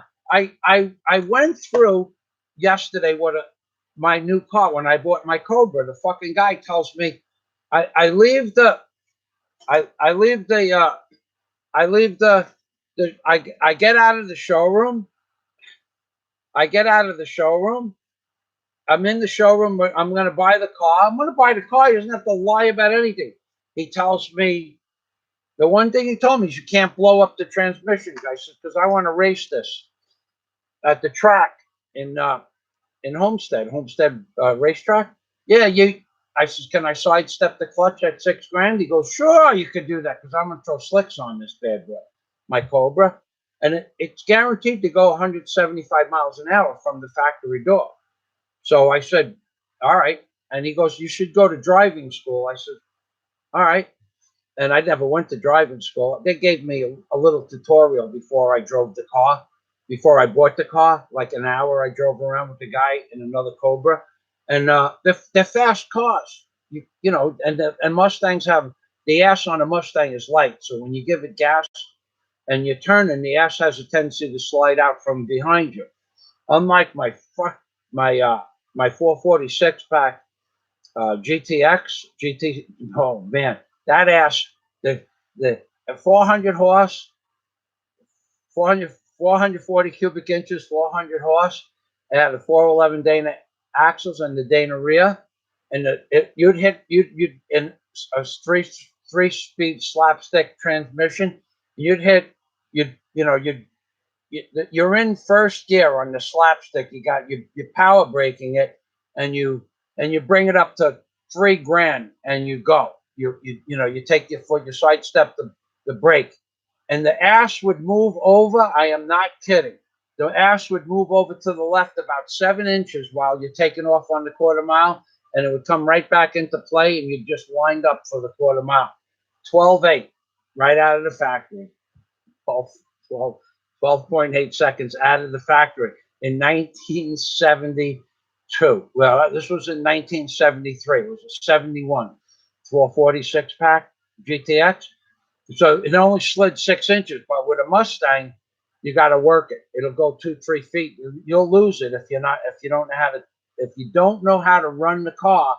You'll lose the ass end, and you're going to lose on the run. Anyway, these are fucking used car salesmen. Where's he earning respect from me? Not only that, he started the bullshit. Okay, I didn't even start the bullshit with the guy. When he said I got the old fat fuck all riled up, then that's when I made him the wager that I could swim 2 miles and beat him on the run. But notice he didn't take the wager. Notice he didn't do that. Anybody who's here knows I got 2,000. Then I was thinking, what else I got $4,000. I'll wager you $4,000. I'll tape my foot up. I'll get wax if I have to, and seal up my foot so I don't get water in my foot. We'll do this today. We'll do it today, tomorrow, or next week. I don't give a fuck. But we're not swimming because I'm 170 pounds and I'm in good shape. I said I don't give a fuck about you being 170 pounds in good shape. We're going to swim 2 miles, and we're swimming in deep water. I don't swim in the shallow. Okay. When I go swimming, I head out. I head off 700 feet offshore, over the reef, and I make a left or I make a right. I swim deep water, no life jacket. I just throw a bottle of water behind me, and I swim a mile. Okay. And this guy said, and so the old fat fuck, I'll swim with you 2 miles. I'll wager you $4,000. I can beat you on a 2-mile race out in the deep water. No life jacket. No, we'll have a support boat. Daisy and maybe one of the neighbors will get a little boat as a support boat because you're going to need it. But then I'm not going to need it because I can swim 2 miles. but he wouldn't swim against the old fat guy. The old fat guy, the old fat. I am old and I am fat, and I will still kick your ass and swim in 2 miles. Now, maybe if he said I'm in good shape, I'll swim the 100-yard stroke with you. Yep, I wouldn't even bother with a 100-yard stroke. Maybe he's 50 years old, or maybe he's 45 years old in good shape. But I don't give a shit if he's 45 years old and in good shape. I want to swim 2 miles, and I will kick his ass. Okay, because that's what I could do. The old fat guy. Anyway, thanks for reminding me. But we did have a good conversation. But the man he says he's intelligent, but he doesn't believe, he believes we landed on the moon. I mean, come on, where is there intelligence in that conversation? Very few people that follow me believe we landed on the moon. Very few people, and he's one of them. But then, when you try to have a logical argument with somebody that believes we landed on the moon, you tell them, I give them the thrust factor from the engines. I tell them what should occur on a dusty surface. Even if it was 1 inch gravel, 8,000 pounds of thrust is going to make a hole 3 or 4 feet deep. It's going to spatter rocks all over the landing gear. There wasn't even dust on the landing pads of the lunar module that supposedly landed on the moon. I give them logical arguments. These are the things that prove that we didn't go to the moon, and he still believes that we went to the moon. Now, the saving grace for Ken Unger, in case he's listening, the saving grace for Ken Unger is that he didn't like Obama, and he didn't like Clinton, Hillary, I think, but probably didn't like Bill either. That's okay. So he has some redeeming qualities, but he can't swim worth a shit. That we've proved. And now I go back to the videotape.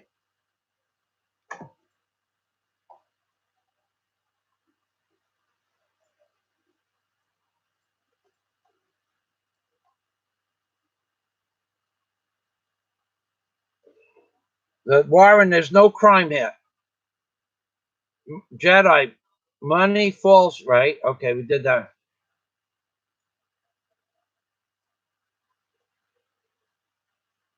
Jedi, Warren H says, Jedi, that's what my sister's kids think.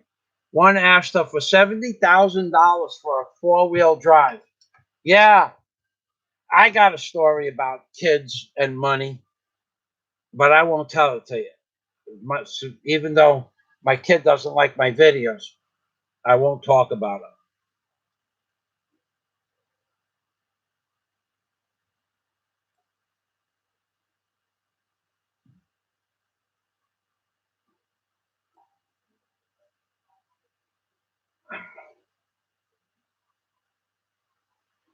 AB, Jack says, I think I worked in every freaking union in the city. No lie. I believe you. Yeah, I moved around. I didn't like working for any one company or union at any one business for more than 3-4 months. I get bored with that. AB, you want to buy the iconic Obama doll with the Dick of Doom. Okay? Tell you what, people have asked me before to buy the Obama doll and the Dick of Doom, and I will sell it to you. I will seriously sell it to you. If you come to the Philippines, I will sell it to you.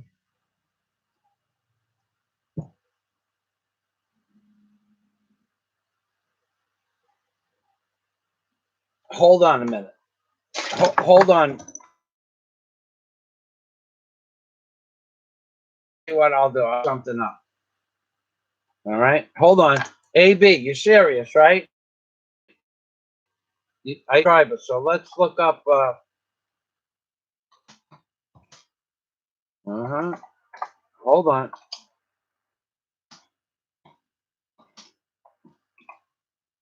We got that. Hold on, Mark.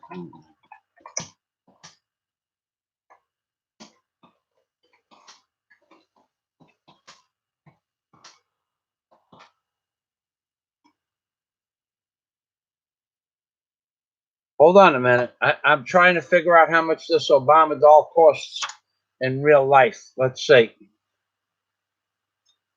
You're not going to like this, though. I'll tell you right now.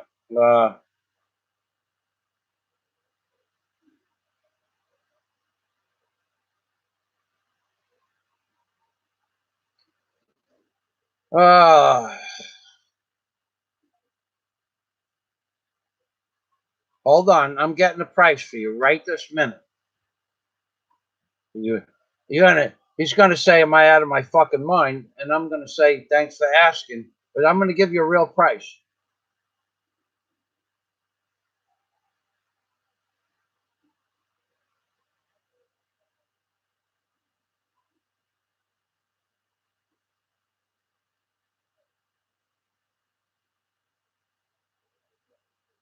Uh, all right, AB. I'll tell you what. You want the Obama doll, and you want the Dick of Doom. All right. Now watch what AB does. AB's gonna disappear. I'll sell them to you for $1,000. Both of them, and I'll throw in a pair of balls.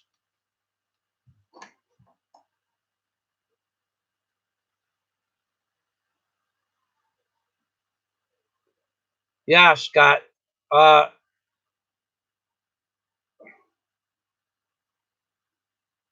you know how hard it is to get an Obama doll here in the Philippines? $1,000 cash. You send it to me, Western Union, I'll ship everything right to your house. And I'm throwing in my balls with these balls here. If you want, if you tell me yes, I'll autograph an autograph. I'll autograph my balls. I'll send you the Obama doll,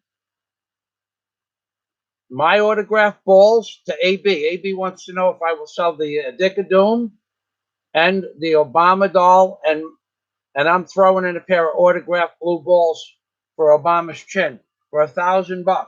So if you want, you have been a long-term person asking questions. You've been a long-term subscriber apparently. So for that, you will show your support for the Michael Fazio. I spend 3 or 4 hours a day entertaining you. Stop being such a cheap fuck when I said $1,000.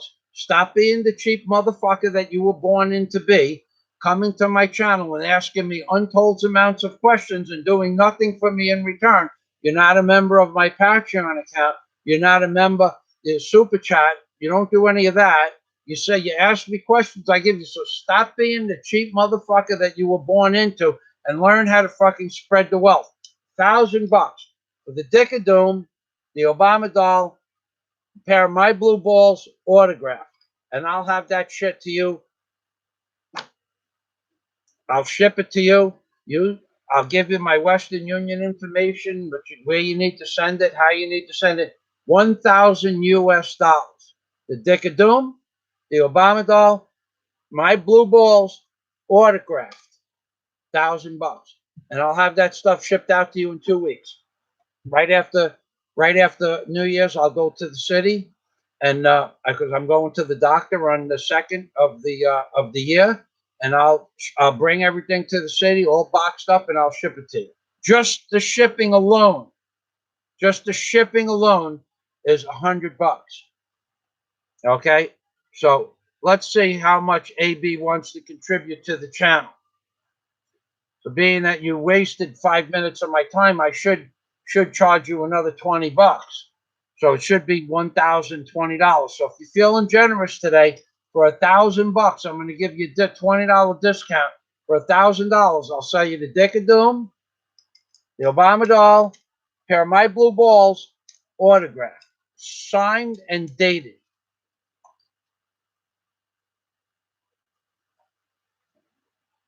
AB just disappeared from the live stream, from my friends list, unsubscribed from my channel.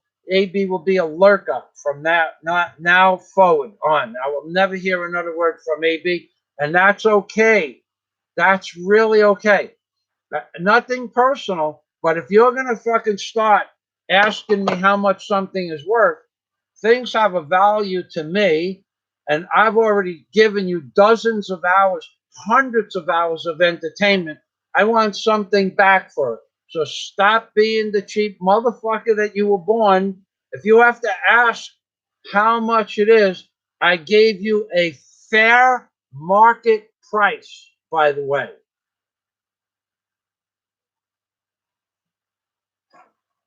$1,000. On January 3rd, it will be shipped directly to your house and insured. That's with shipping and insurance. To guarantee you there's $1,000 worth of insurance. Because the shipping alone, just the shipping is going to be with $1,000 worth of insurance. Could be an extra, could be $150. That's how much they fuck you for in the Philippines. A half a kilo box was 60, 60, $63, a half a kilo. We're gonna have to talk about close to 2 kilos for the Dick of Doom, the Obama doll, pair of my blue balls, autographed, signed and dated. Now these are signed and dated. You can go and show your friends that you own Michael Fazio's Dick of Doom. You can be the owner of the Dick of Doom. Now don't forget, I have a lot of work into the Dick of Doom too. The ornate work and everything like that. And you can now be the proud owner for $1,000 of the Dick of Doom, the Michael Fazio Dick of Doom. You can say, I own Michael Fazio's Dick of Doom. Okay, not everybody's ever going to get a chance to say that. Not everybody can say it. Not everybody, only one person in the world. It's a one-of-a-kind item. The Obama doll, I'll sign his head. I'll even throw in a free signature across the back of his head for you, so you can pet his head while he's on my blue balls. Okay, $1,000. Now I want to hear your answer, and then if you're serious, put your telephone number down. I'll call you. I'll make arrangements this afternoon. But you know what? I'm not going to hear AB.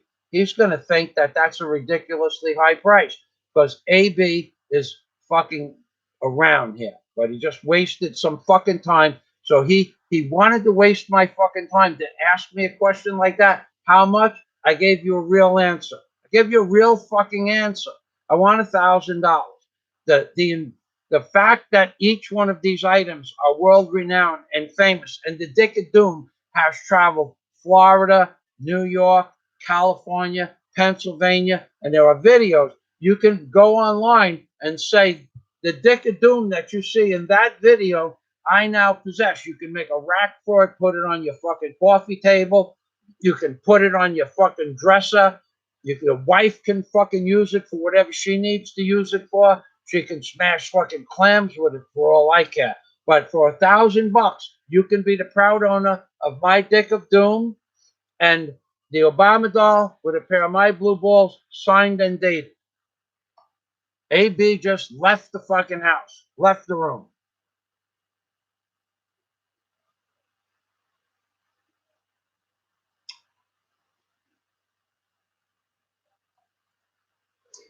Scott says Daisy is cuter than a puppy dog with a bow tie.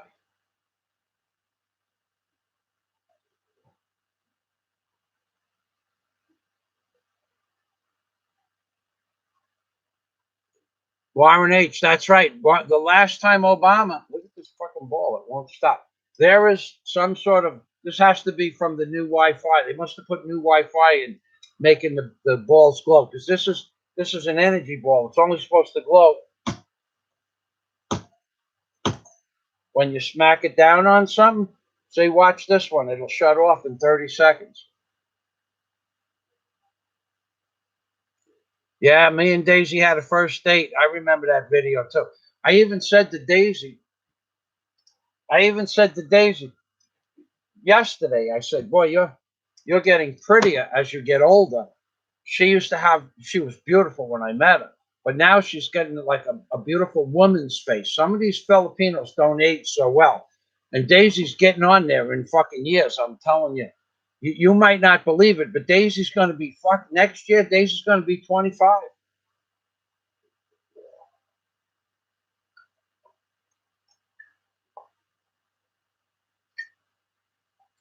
One of the oldest girls I dated in the Philippines. What date is my birthday? January 5th, sweetheart. Really? Am I right? Yeah, you have a good Yeah, birthday. better. Fucking, if I don't remember. One time I forgot what day we met. Holy shit.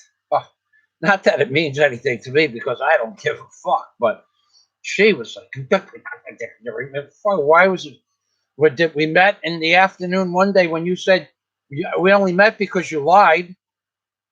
Mm. Yeah, you don't have 44-inch breasts. Yeah, thanks for the people. Yeah, she didn't. If she wasn't a liar, we would have never met. Okay, Kiwi in the Philippines. Take care.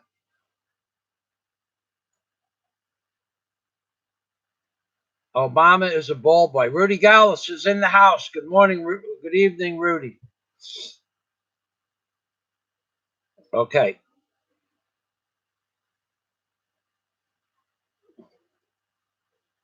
All right. Sasha, I'm back. Hello, Sasha. Sasha, look at Mr. Obama and look at my boys on Mr. Obama's chin. It won't shut off. This one bad blue ball just loves Mr. Obama.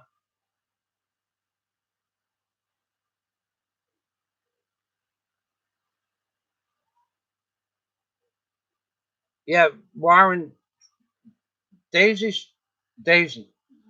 She's getting ready to she did her workout early this morning, so she's tired, and plus she's been cleaning.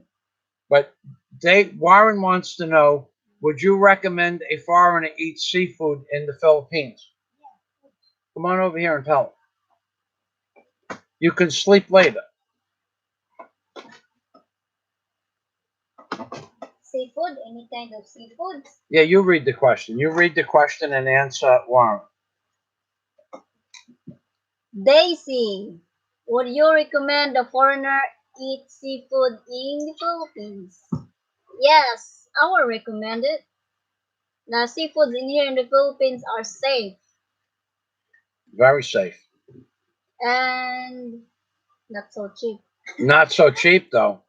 Yeah, well, we went through the prices of seafood the other day. So now Scott has a question.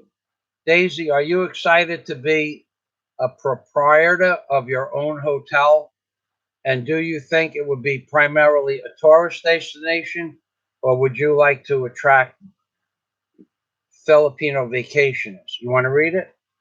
Yeah, you read it. You read already? Polly Hope, you read it. Daisy, are you excited to be the Proprietor? Proprietor? Proprietor of your own hotel, and do you think it will be a primarily a tourist destination, or would you like to attract Filipino vacationers? Does, Scott wants to know, do you want the hotel to advertise for foreigners like Chinese, Korean, or Americans, Germans, Polish, or do you wish to have mostly Filipino guests? Of course, foreigners, because they will not say discount, because if the Filipino sometimes they want discounts, and you're not so sure if they can pay Pay the bill. pay the bill. See, she's an honest woman. Yeah, well, I don't think they've had any problem locally with this. I don't know, but I've not. This is such a poor community that there would be no locals coming here. There would even the island of Panglao. They're working Filipinos. They wouldn't. Very few of them can afford. The ones that lived like in there's a hotel up the block that's $20 a day. They might live in there for a few months while they're having a house built. Yeah. But that's it. They don't live in hotels. Yeah, they stay in their relatives in here in Bohol if they want a vacation in here, for example. Right? They'll go. They'll Not in the find hotel. it. What? Yeah, you remember the saying? Hey, no cracking the knuckles. Remember the saying? Everybody has a cousin in where the hell was it? In Mexico. Everybody. Well, in the Philippines, everybody has a cousin on every island, so they could basically go to any island in the Philippines, and even a third or fourth cousin from two or three people not related. They just go there and say, "I need to stay at your house for a few weeks," and they just go and stay there. They don't even know the people. They never even met the people, but their wife knows the person, or the mother is the cousin of the mother's cousin lives in Manila. You need a place to stay. You go live with the mother's cousin in Manila. As long as you have a job and you're kicking something back, it's a strange place. But yeah, no, we'll probably just keep the rates at the lowest price possible. But Filipinos are not going to come here for any length of time. You get Filipinos from Manila that come to this area, and you get Filipinos from Cebu, but it's just a few days. If you're talking about foreigners, foreigners will stay months or a year. Or even now, I'm friends with some people up the road that are staying here 3 years and 4 years. One guy.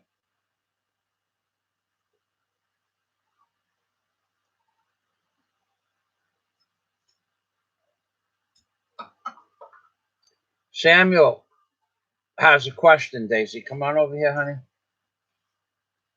Right here. Samuel, Decime, what is Santa Michael Fazio bringing you this year? We know you have been a very good person. Wants to know what Christmas present you are receiving this year for Christmas. Ah, nothing. Give me already the karaoke that I Go was ahead. saying. Tell them. Say it so that they can understand it. I was saying. Say it. Samuel, he give me already a singing karaoke that I'll sing, and then my hair. That's all. That's enough. Okay. Is that? I hope that answers your question, Samuel. Okay, so let's go on to the next question. I'm not a demanding girl. If she demanded anything, she wouldn't get anything at all. The demanding stuff, that shit doesn't fly well with me. When I would date a woman in America and they would tell me they want a car, tell them I give them permission to have a car. I give them permission to go out and get a job, earn enough money, and buy the car. Because I got to do the maintenance on the car. You might as well buy it. Those were very short-lived life experience. Life with Michael Fazio was not a free ride. Just one. Not going to get into that. All right. Wow. I'm way.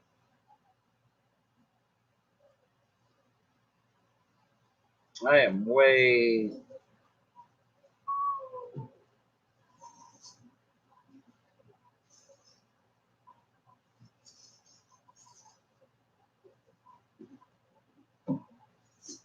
All right. Okay. I am so far.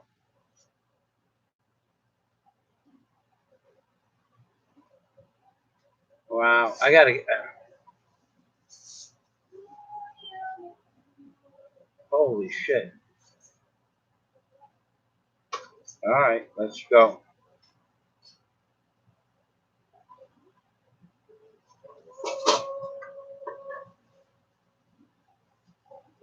Mr. Obama's purring. I think the energy of the balls is coming from Mr. Obama purring. When you put these blue Christmas ornaments on Mr. Obama's chin, listen carefully. Oh, oh, oh, oh. Like a pigeon, it sounds like. Oh. All right, I got to get some of these comments here.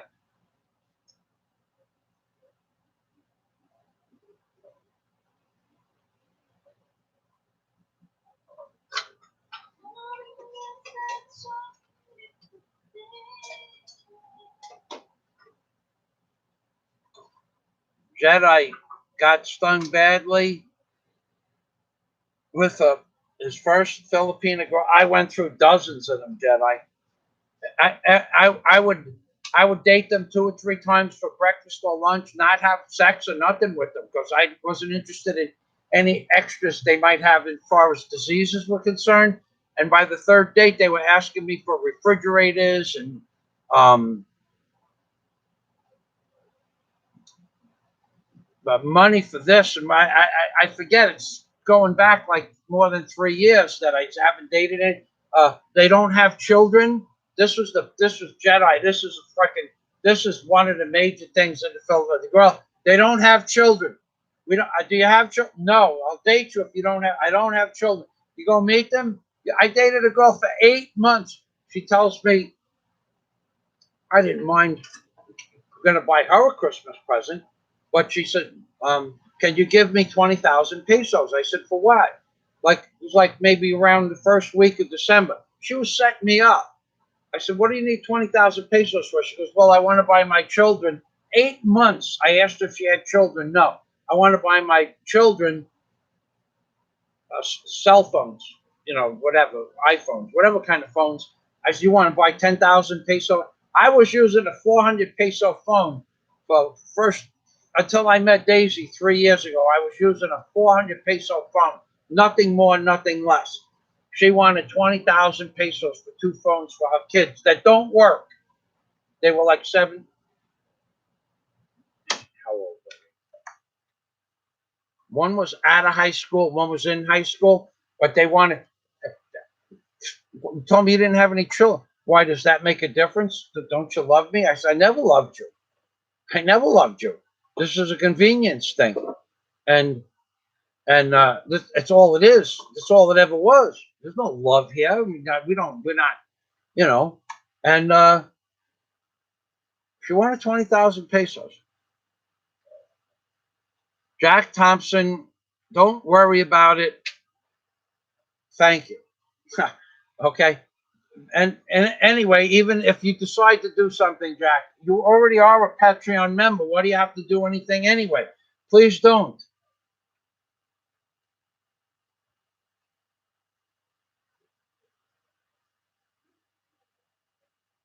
Sasha, business and friends don't work. You always end up on the up. Yes, that's right. That's right. And that, especially here in the Philippines, I swear, if these people didn't watch me work in my on doing the work I have in the yard, they would have no respect for me at all, none. But being that they watch me work, and then when they ask me to work, when they come by, which I would not hire, I have not hired anybody for a minute. But when they ask me to work, I tell them you can't work for me. Why? One, you don't listen. Two, I can't teach you because you don't listen. And three, you can't work as hard as I do because you'll be fucking off 2 or 3 hours a day. You'll come to work late. I'll fire you. You can't work for me. Period. That's the end of it. And but they don't listen. You can't work with these people. They will take advantage of you 17 different ways from Sunday.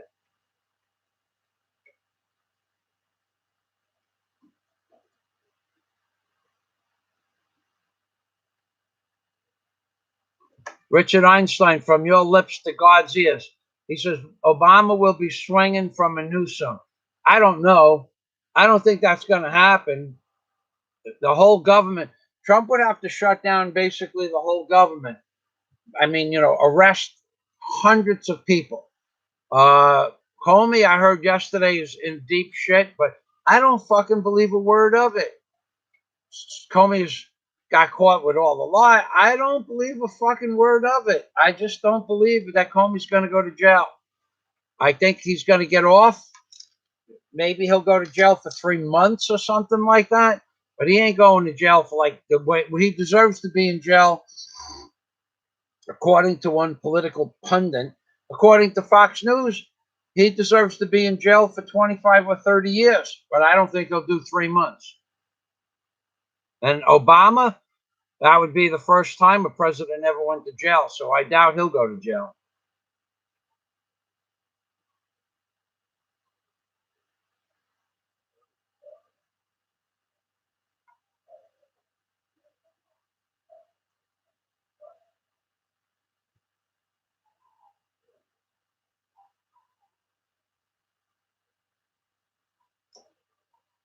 Yeah, Jack. I moved. I knew that the people in the Philippines, they're very they want shit from you for free, but they're very friendly people. I mean, as long as you don't get involved with them. Now, maybe I don't have much interaction with Daisy's family. I only met her mother and That was who was John Allen? Who was he? Was he what? John Howard. John Howard. Who was he to your mother? Grandson, right? Right. I met one. The father didn't come to the city of Davao to meet me, which was a not. I offered to pay for his vacation and everything. Why didn't he come, Daisy? Got an ulcer. He what? He got an ulcer. Yeah, he had an ulcer. All right. So I never met a father.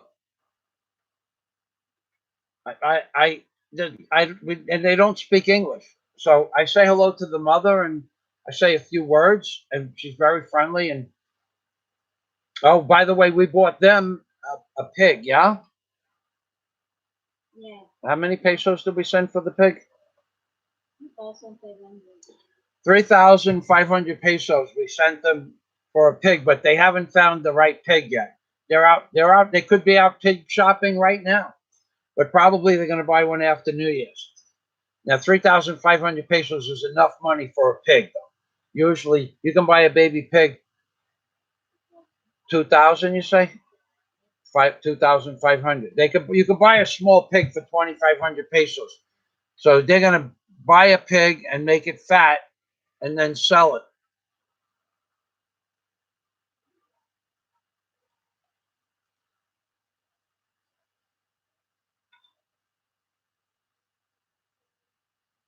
No, I don't delete the chat, Scott. It only it only it doesn't disappear. It'll show up when the video is replaying in a few hours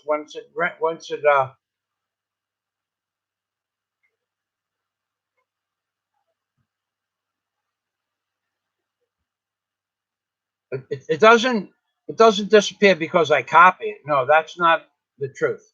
It disappears. I don't know why it disappears. I have no idea. I can't tell you. I can't even go back up far enough on the page myself to copy. Now that I just copied it, I won't even be able to go and go back up and look to see the comments I missed, which is okay because I really don't care. Hold on a minute. I'm gonna put you down, Mister. Put me down, Michael Fazio. Mr. Obama, how do you feel? Oh, oh, oh. That feel better? Oh, oh, oh, oh, oh, oh, oh. Very nice, Mr. Obama. Glad that you're having fun now. All right, so I copied that and I'll save that and I'll go back here. All right, so I don't know how far back up I just went, but I lost some of the comments. Okay. All right, I'm gonna.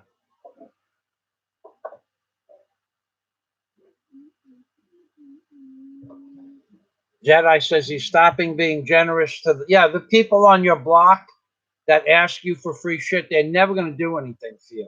It would be a rare occasion. Even no matter how much you give them, Jedi, it doesn't matter. I keep telling people it doesn't matter. And then they tell me it's because of my attitude. My fucking attitude comes because I've already given enough for anybody on my block to ask them for a favor to work for me for 2 hours. The man, come and work for me for 2 hours for free. I've already given everybody that much. And they still, for 1 minute's work, they want an hour's wages. Now, maybe it's not like that everywhere in the Philippines, but it is where I live. And now, everywhere I have lived on the island of Panglao, it has been like that. Everywhere. I've lived in many places. I've lived in several different locations in private houses and hotels. The locals just want you to get. Here was a girl. There's a girl sweeping the street in one of my videos. Vivian, her name is. I wanted to date her. She didn't have any children, but she owned a little stand where you buy chicken at night. And I would go to the stand twice a week and buy a piece of chicken. Chicken breast was like 60 pesos, but it was a nice sized piece of meat. And then rice was 10 pesos, so 70 pesos. So I'm paying $1.75 for a meal. Her whole family gathered around the barbecue and waited for some stupid foreigner that lived on the block to come by and asked him, give me rice, buy me one soda. So I liked Vivian, and she was friendly, and she allowed me to make videos of the barbecue and stuff like that. And I was only in the Philippines about 3 months. She was working. She would every day she'd buy charcoal and she'd buy chicken and but she was losing money because the family was eating all the damn food. So when I would go there, the family would say, give me one rice, give me one hot dog, give me one sausage, give me one piece of chicken. Then it went up to chicken. It went from 10 peso rice and 8 peso sausages or 8 peso hot dogs to give me one piece of chicken, 60 pesos.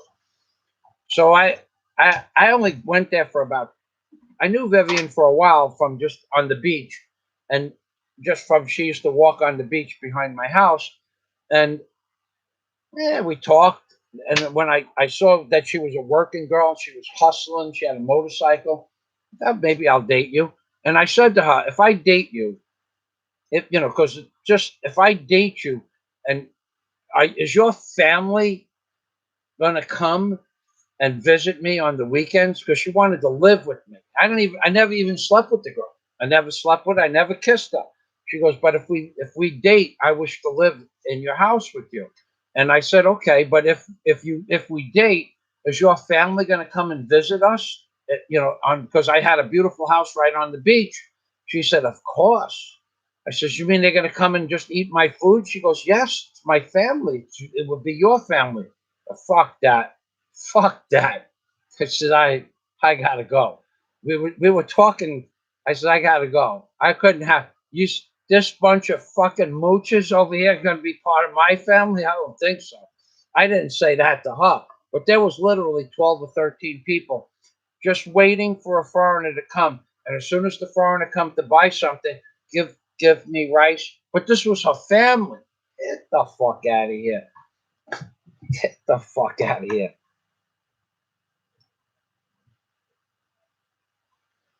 All right. All right. So let's go. I think I'm past it. Oh yeah, I am past that. Okay.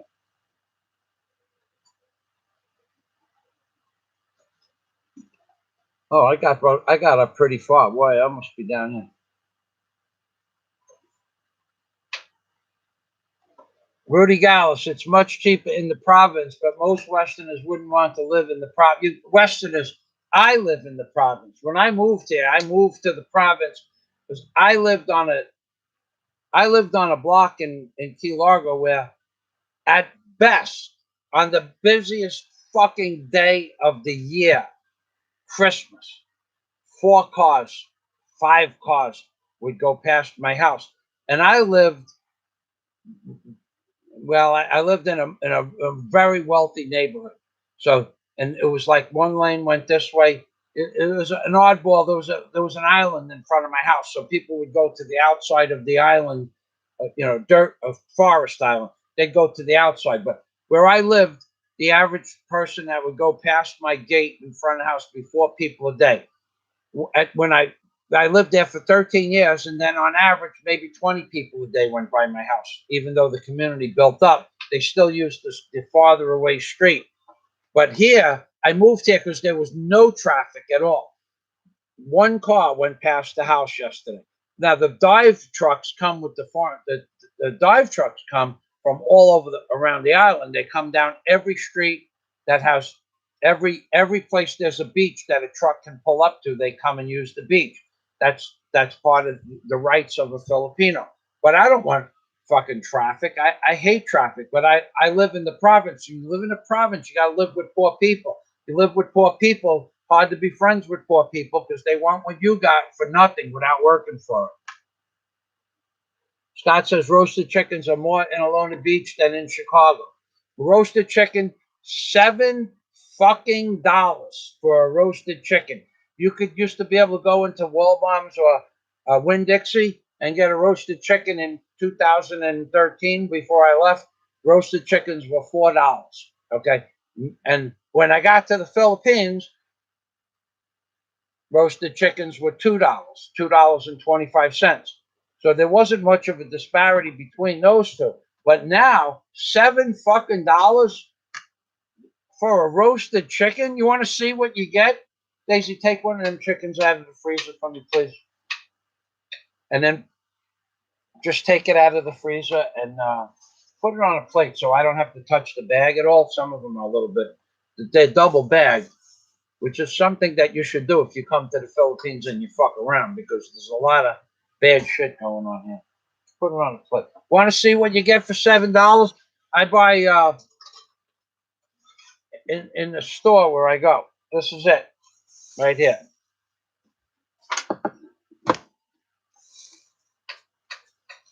This is a roasted chicken for $7. And when you buy it, $7, 350 pesos. Now these are 150 pesos because I buy these in the supermarket, and at night when they have 15 or 20 roasted chickens left over, I tell them I'll buy all those chickens. All. How much? And they'll tell me 250 because they want 250 pesos. I buy I'll buy all the chickens 150 pesos each. Now, how many you have? 7? I take all 7. 10? I take 10. 150 pesos. There you go. That's your deal. That's my deal here. And when they see me coming now at night, they see me coming. They call me over. Honey, take this. Yeah, please. Now they see me coming. They Michael, by name, and we have chickens. How much? 200, 150. I take them all. 100. You got it. Okay. But when you go to a loan, and these are hot chickens. These are right. They're roasted. They're fresh roasted. And if they're too well done, I say, nah, I don't want those. They're well done. They're too cooked, and I won't take them. So they know.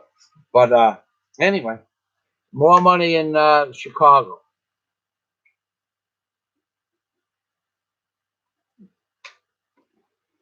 Warren H. knows about Thailand. Jack, Thailand has become too expensive to live and buy land there, as I'm hoping to retire in the Philippines. Warren H. Okay. Then that, see, already the socializing stuff on my page here, working out. There's lots of people meeting each other, and you got Jim Disbrow. If you want to become a marketer, you want to market something on the internet, Jim can teach you that for money. He gets paid money to do that. Don't ask people to do shit for free. I hate people that ask me to do shit for free. I don't owe anybody any favors in my life anymore.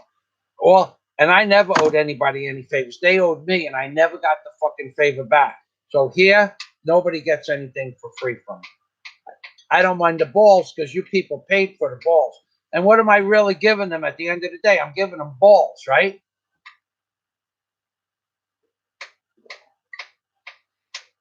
Now, remind me to call Chris. He didn't say he was busy or not. All right.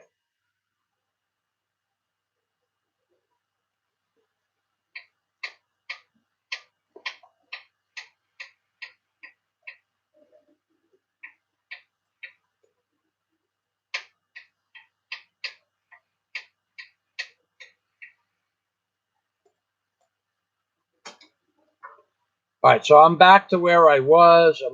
I'm gonna go past. I'm not gonna discuss any laws with people. There are enough people here, Jedi. There's enough people here to ask a question and get a response to the laws of the Philippines. There's enough people that know those rules. I don't need to talk about that. But you can't own land here. And then they're gonna hear. But some people are gonna tell you can make a corporation with 5 other Filipinos. Not a good idea. Not a good idea to do that.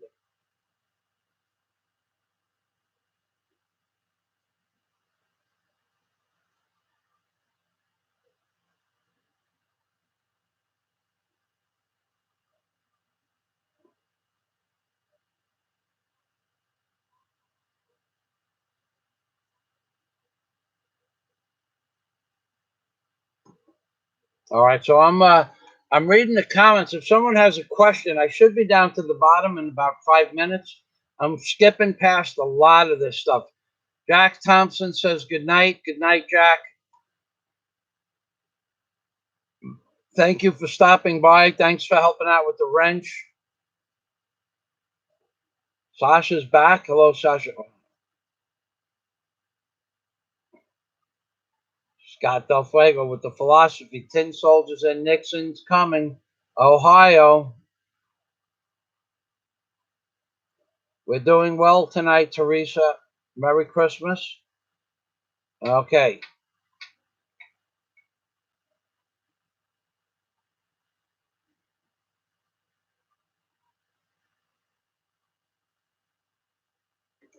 Scott Del Fuego is the person I sent. Whatever happened to AB?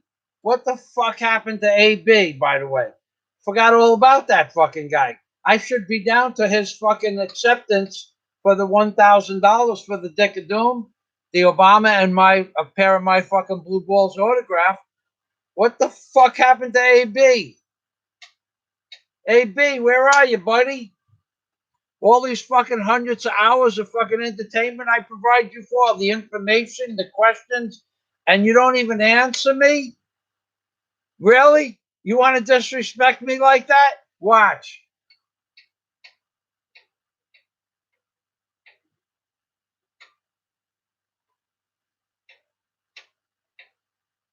I still don't see anything from AB.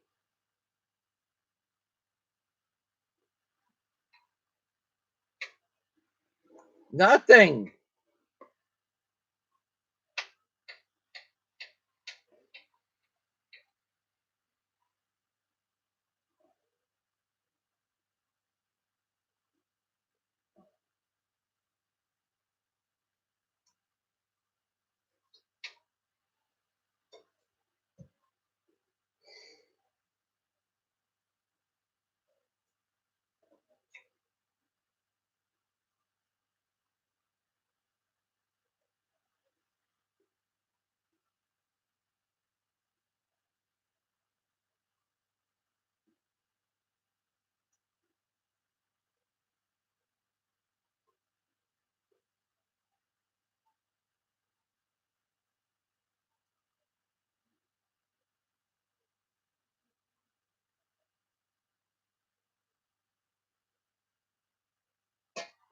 Well, Warren H. has had some sad news.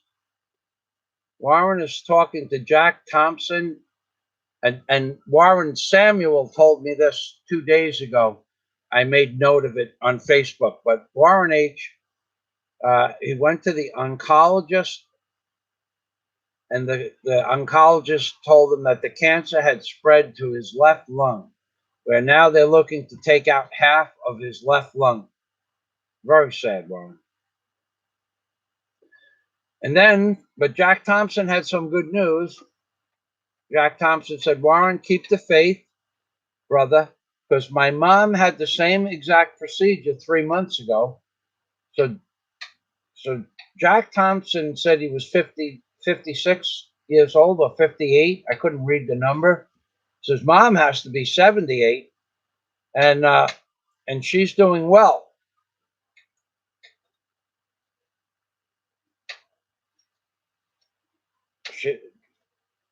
Jack Thompson's mom had the same operation that they're talking about giving to Warren H. And that Jack is saying that his 70-something-year-old mother fared well from the operation. So all I could say is I hope the same happens for you, Warren. There's nothing that, I'm not much on words when it comes to people. I don't know you, but, I feel like I know some of you people. And it's sad, like there's nothing I could do about it. It's like there's nothing anybody can do about it. You can only listen, and you can only listen to the doctors because there is nobody else that can do this. It's not like it's carpentry where you could get 100 people. There's just a few people that know how to do this kind of stuff, and you got to take their word from it and deal with it on their terms. Just I'm not much for advice when it comes to that stuff, but I'm glad that Jack knows what is going on and that he can share that his mother's faring well from the operation.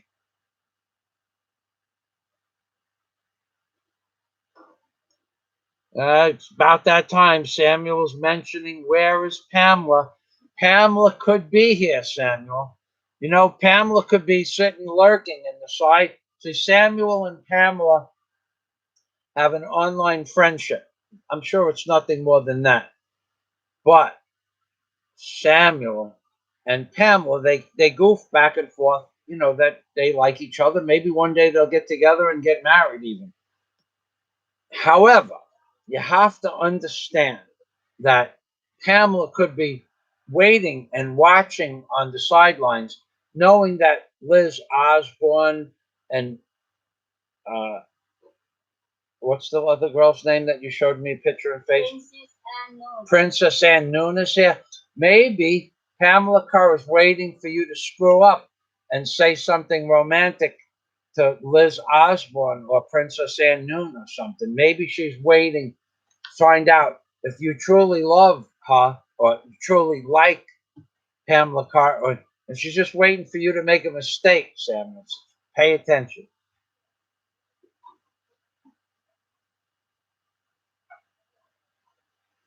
Jedi says, Mike, what I noticed is that all the blowhards that brag about how much money they have really have shit.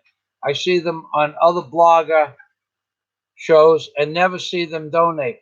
What does that tell you? Tells you that they don't like me.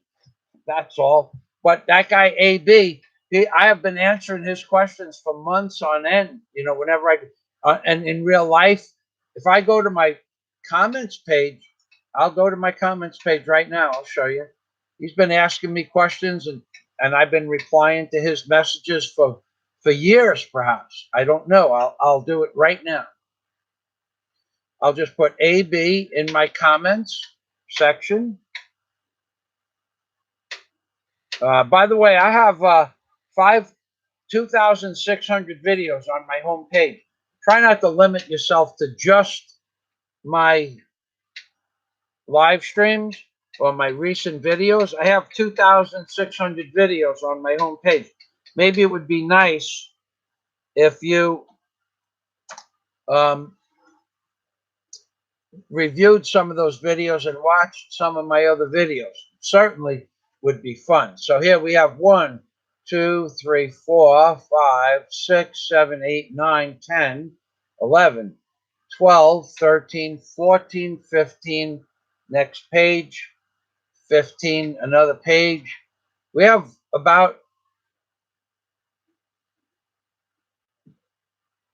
about 45 comments that I've read and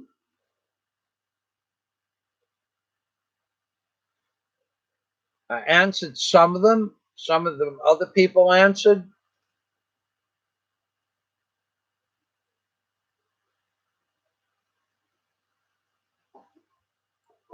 And he disappeared. So there are approximately 45 comments that I'd have to go through to read from AB, and some of them I answered and some of them I did not. And yet, when he wanted to buy something, I gave him a reasonable price. There's no reason to believe that the price I gave him wasn't reasonable, considering that it already is known and well known on the internet. I mean, it's an actual prop from movies, from hundreds of movies. The fucking guy disappeared. Matter of fact, what I should do is block his fucking ass so I never have to hear from him again. Maybe I could do that.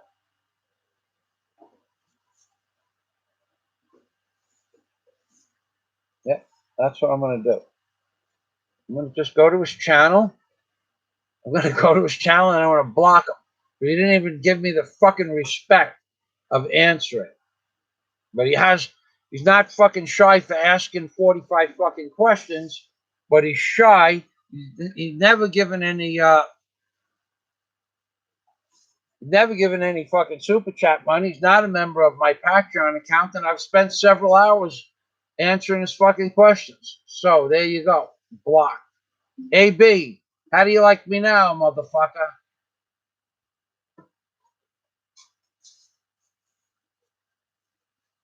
Liz Osborne, hello, she's still here. Yeah, so I guess they just don't donate. Not everybody can donate also, Jedi, and a lot of people are just watching this and enjoying the show, and they don't have an extra $2 or $3. I understand that. That's okay. But and between I have many subscribers, a few dollars. I made, you know what I made with 2,600 public videos on my analytics page? It showed me that this month, the last 30 days from yesterday, I'm going to make $84. A week ago, the 30 days before that was $76 because people are watching a few more videos during Christmas time. So I'm making less than $100 a month on fucking YouTube with AdSense with 2,600 public videos. Now, some people help here and some people don't, but I understand that they don't. But you get some fucking guy like AB who asks me 45 fucking questions on the page, that on my comments page I see 45 fucking comments from somebody named AB, and he asked me for a reasonable price for something. I'll sell for $1,000. It's going to cost me 150 with the insurance, minimum 150 for the shipping, right? Just start off with $1,000 for Obama doll, pair of my blue balls, signed. I'm going to take these blue balls, I'm going to sign them and date them. And I'll sign the back of Obama's head. And the Dick of Doom. What, you think the fucking Dick of Doom grows on trees? Okay, so we're already down. It already cost me $150 for shipping, right? Then I got to go to the city, get a box, wrap it, box it, ship it. That's another 5 hours of my fucking day. My fucking day is going. What am I? My time isn't worth nothing all of a sudden because I live in the Philippines. That's so another 5 hours of my day. And if I'm doing business, it's $50 an hour. That's $250 from $850. So now we're down to 600. I'm really selling them the Dick of Doom, the Obama doll, and two of my blue balls signed and dated for $650 fucking dollars. I got news for you, motherfucker. You couldn't buy it for $650 fucking dollars anywhere in the world. Okay?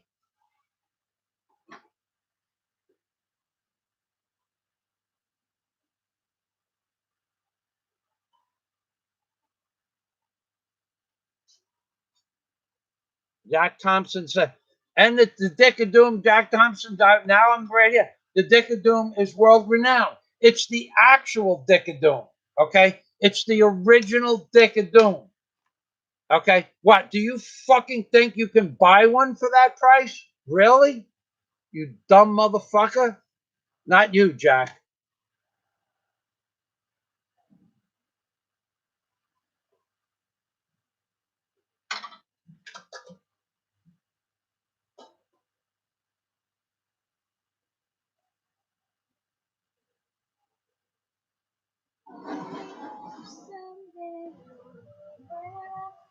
Scott Del Fuego, a nice Greek salad with feta cheese. Gotta like that.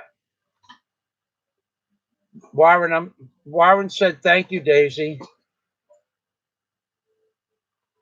I don't know. The hotel is on hold. Right now I'm injured. I don't know if you know that. So I cannot work until this injury is healed. That'll be a while. And then I have to I need to do something in the States. That's gonna take a while.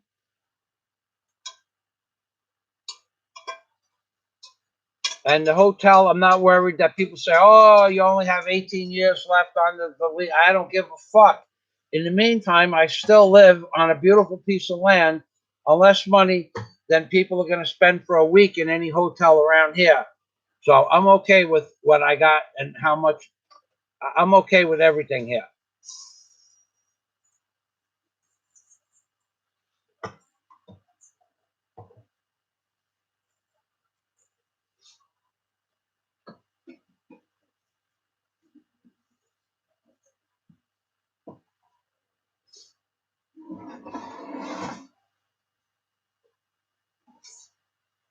Yeah, Scott, maybe you export that Honda from fucking Ken Unger to the Ken Unger Honda Sales Society of Ohio. Fucking, I mean, Ohio. Ohio is where they keep the flat lands. Honey, what are you making, Daisy? Which you The mean? one that we ate yesterday. You ate all. Eggplant, sayote. Is it made yet? Yeah. That's what I. The real question is it made yet? That I should have asked that first. I'm getting hungry.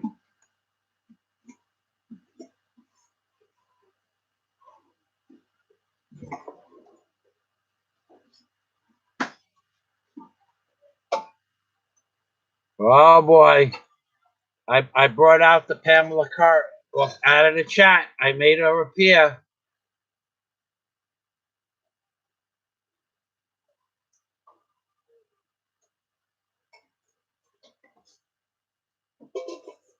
Okay. All right. I'm pretty close to the bottom.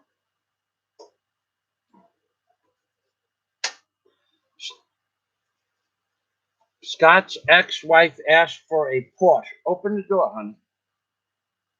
If you're gonna fry. We'll see what happens, okay? And the window too. Put it on high and head the fan towards the door.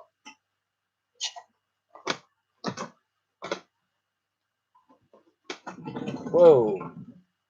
Oh, there's the dogget. I'm looking at the ocean, baby. No, not the. Yeah. Okay, leave it float like that. It's okay. Any flies? Michael McFarland. Hello, Michael.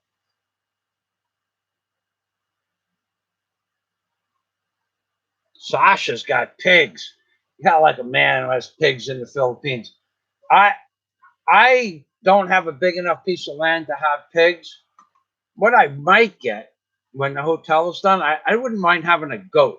I think they're cute as all hell. And maybe I'd have a section to the. It's only small. It's only small, but we have a huge yard in front that's not being used, and there's a big plot of land behind me. Nothing is built there. I might get a goat. Goats are pretty cool. They don't make a lot of noise, and they don't require much company.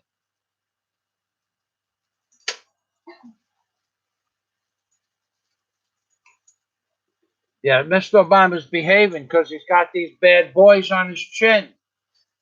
He loves these bad boys. Look, this freaking ball hasn't turned off yet. I don't know what's keeping this ball on. It's beyond me.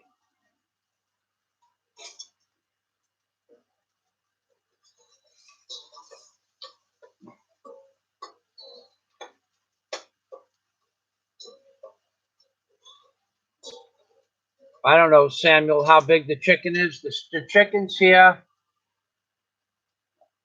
I met a woman in a dentist's office who had several thousand chickens a week. She sold several thousand chickens at a time. And I asked her how long she grew the chickens for, and she said 39 days, whatever that means.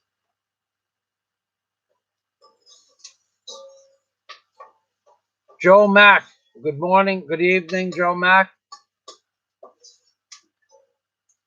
He says I'm a good man, Fazio. I don't know why. I don't know what I did, but I don't really. I'm only kidding. You don't have to answer that question. I abusing somebody because that I do well. AB, right? AB asked me for a fucking legitimate price for my Dick-a-Doom, the blue balls, and the Obama doll. Okay, all the Obama doll and the Dick-a-Doom is an original Dick-a-Doom. There's only one in the whole fucking world, by the way, AB. And by the way, I did block you. And if you answer anything on here, I'll block you on here too, because you didn't say yes. You asked me a serious fucking question. I gave you a serious answer. Every time you ever asked me for a fucking question on any fucking video I ever made, I answered your question if it was relative or easy to answer, and you fucking never even respond and say thank you. So now you fucking waste my time, and I just fucking blocked you, okay? Like I give a fuck about AB. You asked me for a legitimate price. I gave you a fucking legitimate price. I gave you a value deal, by the way, okay? I gave you a fucking value deal. It wasn't even overpriced where I could say, wow, I scored on that one, and you fucking disappear. Just like you fucking disappear when I answer your questions and you don't even say thank you. So fuck you.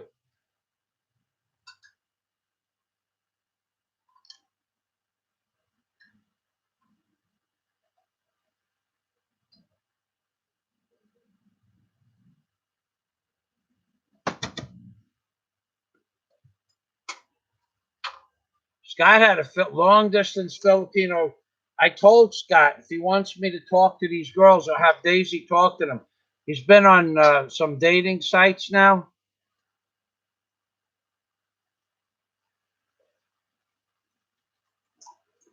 Yeah. Oh, he got him on Skype and heard people in the background. You get on a dating site here and you hear people in the background talking the language. You just hear mumbling.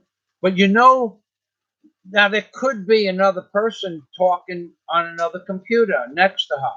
But you ask her a question and the person behind her knows how to speak English, and then they say something really quick too, and then the girl responds because they're coaxing the girl to fuck the foreigner online. That's what they're doing. See the haircut Daisy gave me yesterday? Look, Daisy did this. Daisy, it's only 50 pesos to go get a haircut, but Daisy likes doing it. It takes her about 15 minutes. I don't mind. She does a nice job. We got a razor blade and everything. So when Scott's online, he's asking the girl a question hopefully on Skype where you can see the girl's face, because otherwise you don't know if you're talking to a man or a woman or a lady boy or a transgender. There's people coaxing them. This is a job for these people. You got to be careful. He knows though.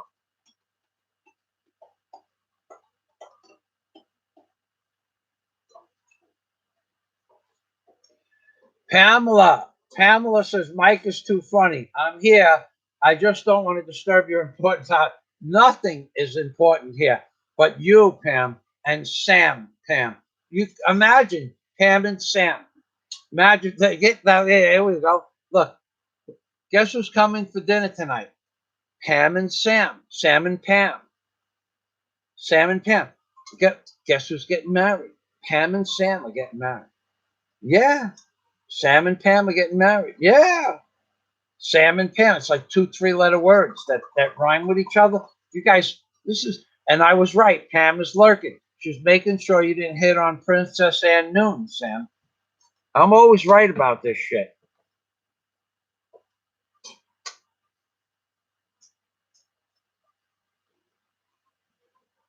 No, Pamela, in fact, I'm glad you're here because Sam, it's that time of the fucking day where he needs his Pam. Sam needs his Pam, which is different altogether than when you wake up in the morning and you feel like having spam and eggs. That's a different thing.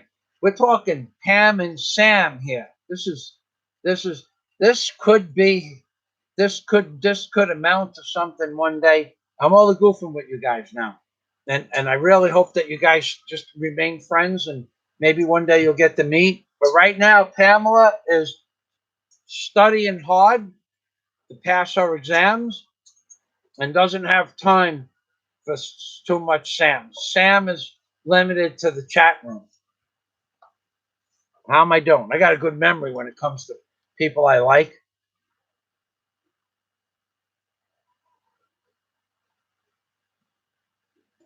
Daisy's in the kitchen cooking.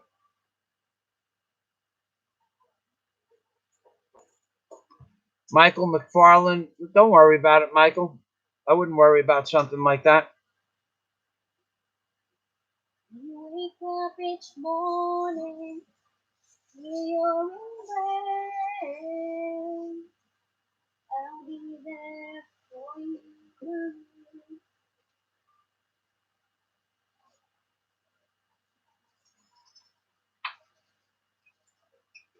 Yeah, Michael McFarland, like these fucking people. The $1,000. Let me tell you something. I know that you go, oh, $1,000 for the Dick of Doom and an Obama doll. I guarantee you that motherfucker can't go out and buy a fucking Dick of Doom and Obama doll and these balls. I guarantee you can't do it.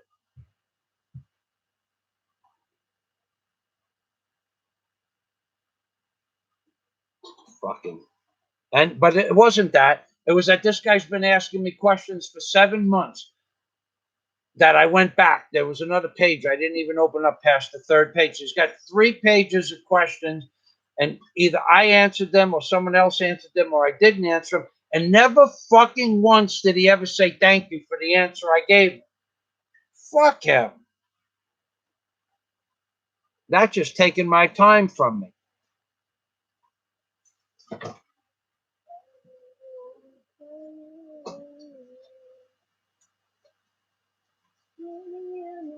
Yeah. All right, so I'm gonna copy the comments down up to about where I had them before.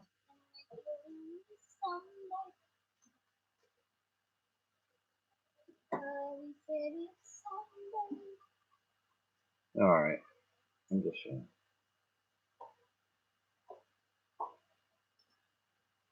Okay, so I'm gonna put Mr. Obama down. Oh, the boys fell off my chin. Mr. Obama, this is like, I cannot believe this.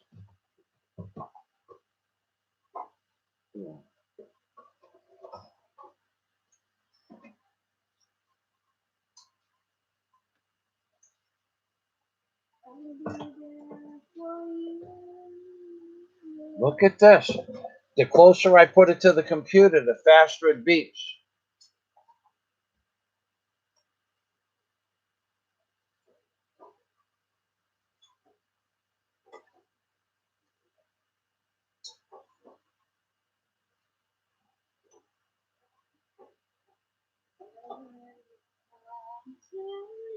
That's interesting.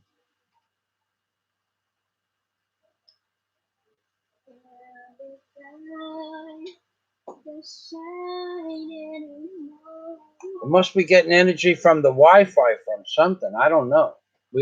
This computer doesn't have Wi-Fi.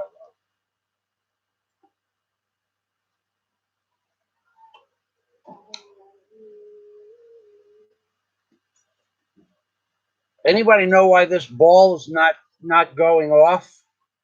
Anybody?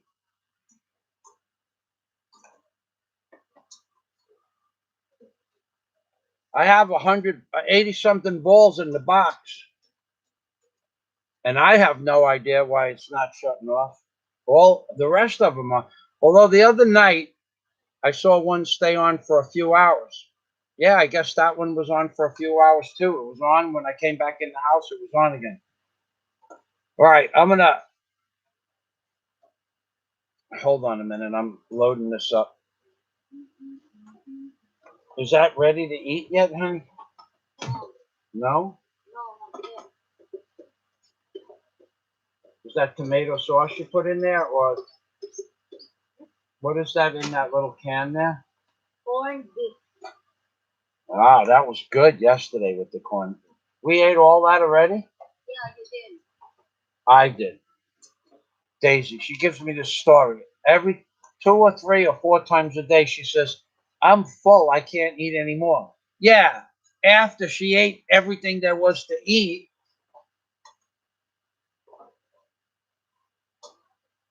I can't eat another thing. She eats for 20. I weigh exactly 3 times and a little bit more than Daisy. So I am 245 pounds, and Daisy is 80 pounds.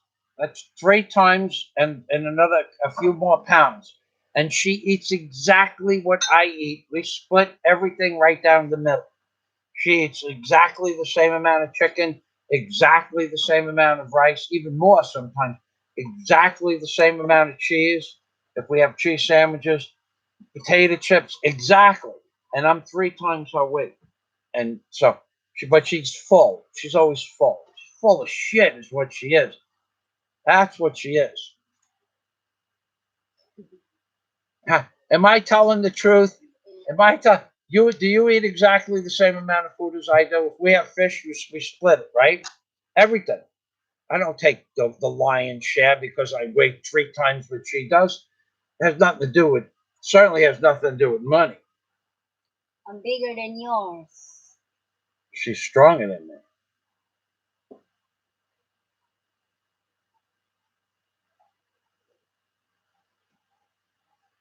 No, Michael, it's not a question of asking.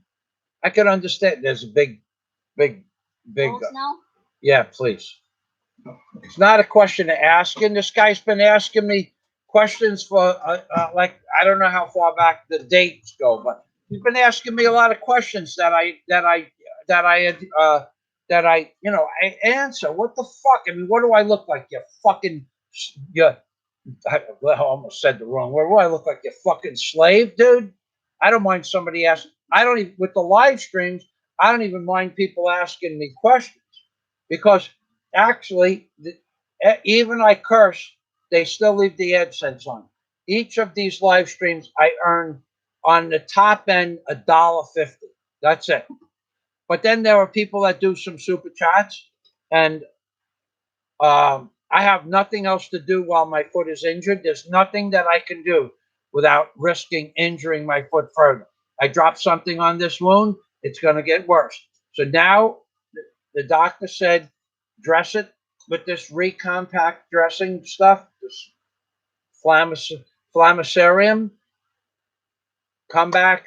Well, he said come back in a week, but that's the day after Christmas. I'm not going back into the city Christmas day after Christmas because Christmas, New Year's, nothing but fucking people. Too many people for me. I don't like crowds. I'm gonna go. So I have nothing to do until my foot heals. And then I have work to do. Now I went out this morning, started up the machine, charging the batteries. I changed. We tested the batteries a few weeks ago. I did some work in the shop. I got some wire here to set up the Christmas tree for the Christmas ornaments and stuff like that. And here's our Christmas tree. We have we'll make like Christmas Eve. Like the Italians do Christmas Eve. We set the tree up. So I have some Christmas ornaments, some little doodads. We'll just do something traditional, Italian traditional, and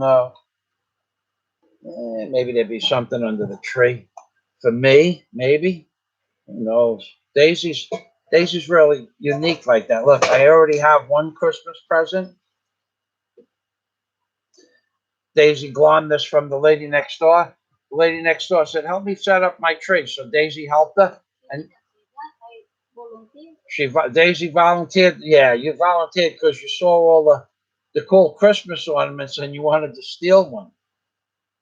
Go on. So she helped. She volunteered to help the lady to help set up a tree, and then she glommed this and gave it to me. It said "Merry Christmas," and this is my birthday present. She built this for me. A few hundred little pieces of paper, white and orange. Each one has to be folded and glued. Now, every one of these pieces of paper are folded and glued. Then she sets them one on top of each other and then glues them that way, and then put a bottom on it. And this is like a something for a pen holder. In fact, I have my G20 pen that's going to go in here. I was at the G20 summit here, and I'm a very important person.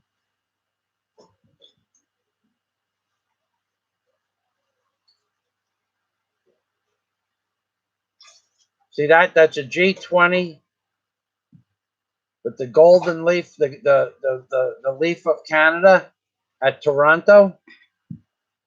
This is a really nice pen, by the way. This is a real pen from the G20 summit meeting in 2012 or 13, 2013.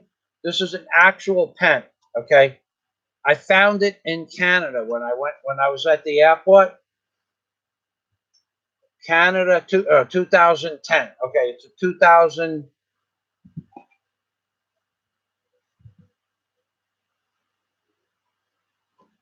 So the G20 summit meeting was in Canada, 2010, and I'm walking in the airport, and I had to carry my luggage from the airline from Kennedy Airport to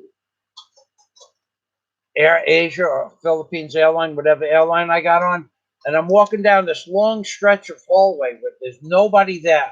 And I look down on the floor and I said, there's a pen. I'm carrying two 48-pound suitcases with a 22-pound backpack. And I was really tired. It was free. By this time, with the 4-hour, 5-hour delay, I left Kennedy at 7, 2:30, maybe 2 or 3 o'clock in the morning. So I'm not going to put these bags down for a freaking pen. I thought it was like a plastic pen, and it was a real pen. Couldn't believe it. A real G20 pen. Nice quality pen. Got a good weight to it. Anyway, that's where it's going. My G20 Summit pen went into this. So Daisy makes something for me for Christmas, and she's been out in the shop. Who knows? She might just be fixing, or I know she oiled the locks. Yeah, I felt the oil on the lock this morning. She's good like that. She sees a lock that needs oiling. I don't have to tell her to oil a lock. She knows to oil a lock. Daisy's a good girl. Hello, Pads 46. They're tracking me. Oh, yeah, that ball. It does have an electronic device. I don't know. Well, why is it that ball and not this one? Why won't this one go on? It has the same mechanism inside.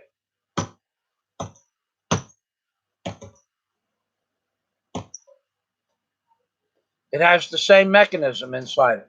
But this one will go off in about 15 more seconds. 1, 2, 3, 4, 5, 6, 7, 8, 9, 10, 11, 12, 13, 14, 15. Whoa! He hits it, nails that bad boy. 15. Whoa! It's a good day in the universe. I don't know, honey. Close the windows. Well, all right. It's closed. Okay, thank you.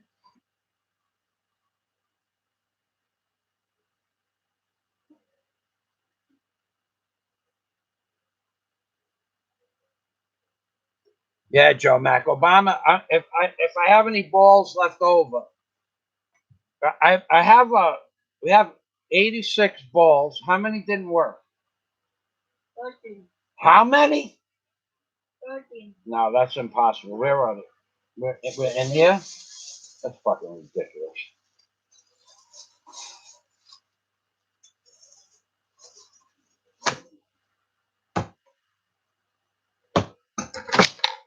Oh, she's fucking right. And I tested every one of these balls when I bought them. See, this one you have to hit special hard. See, this one is working. But I'm not saying that the other ones all will work. But I'm telling you that you got to hit them just right someday. Now that one doesn't. Whoa, get that one over there.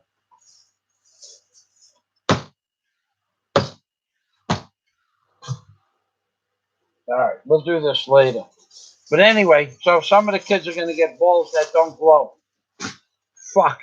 So when you add that, somebody will ask, "What do you got for Christmas?" I got fucking balls. That's what I got. Balls.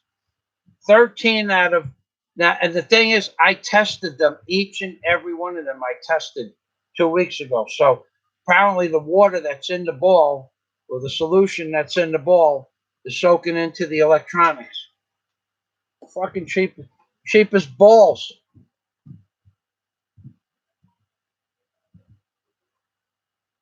Samuel says that's weird. It is.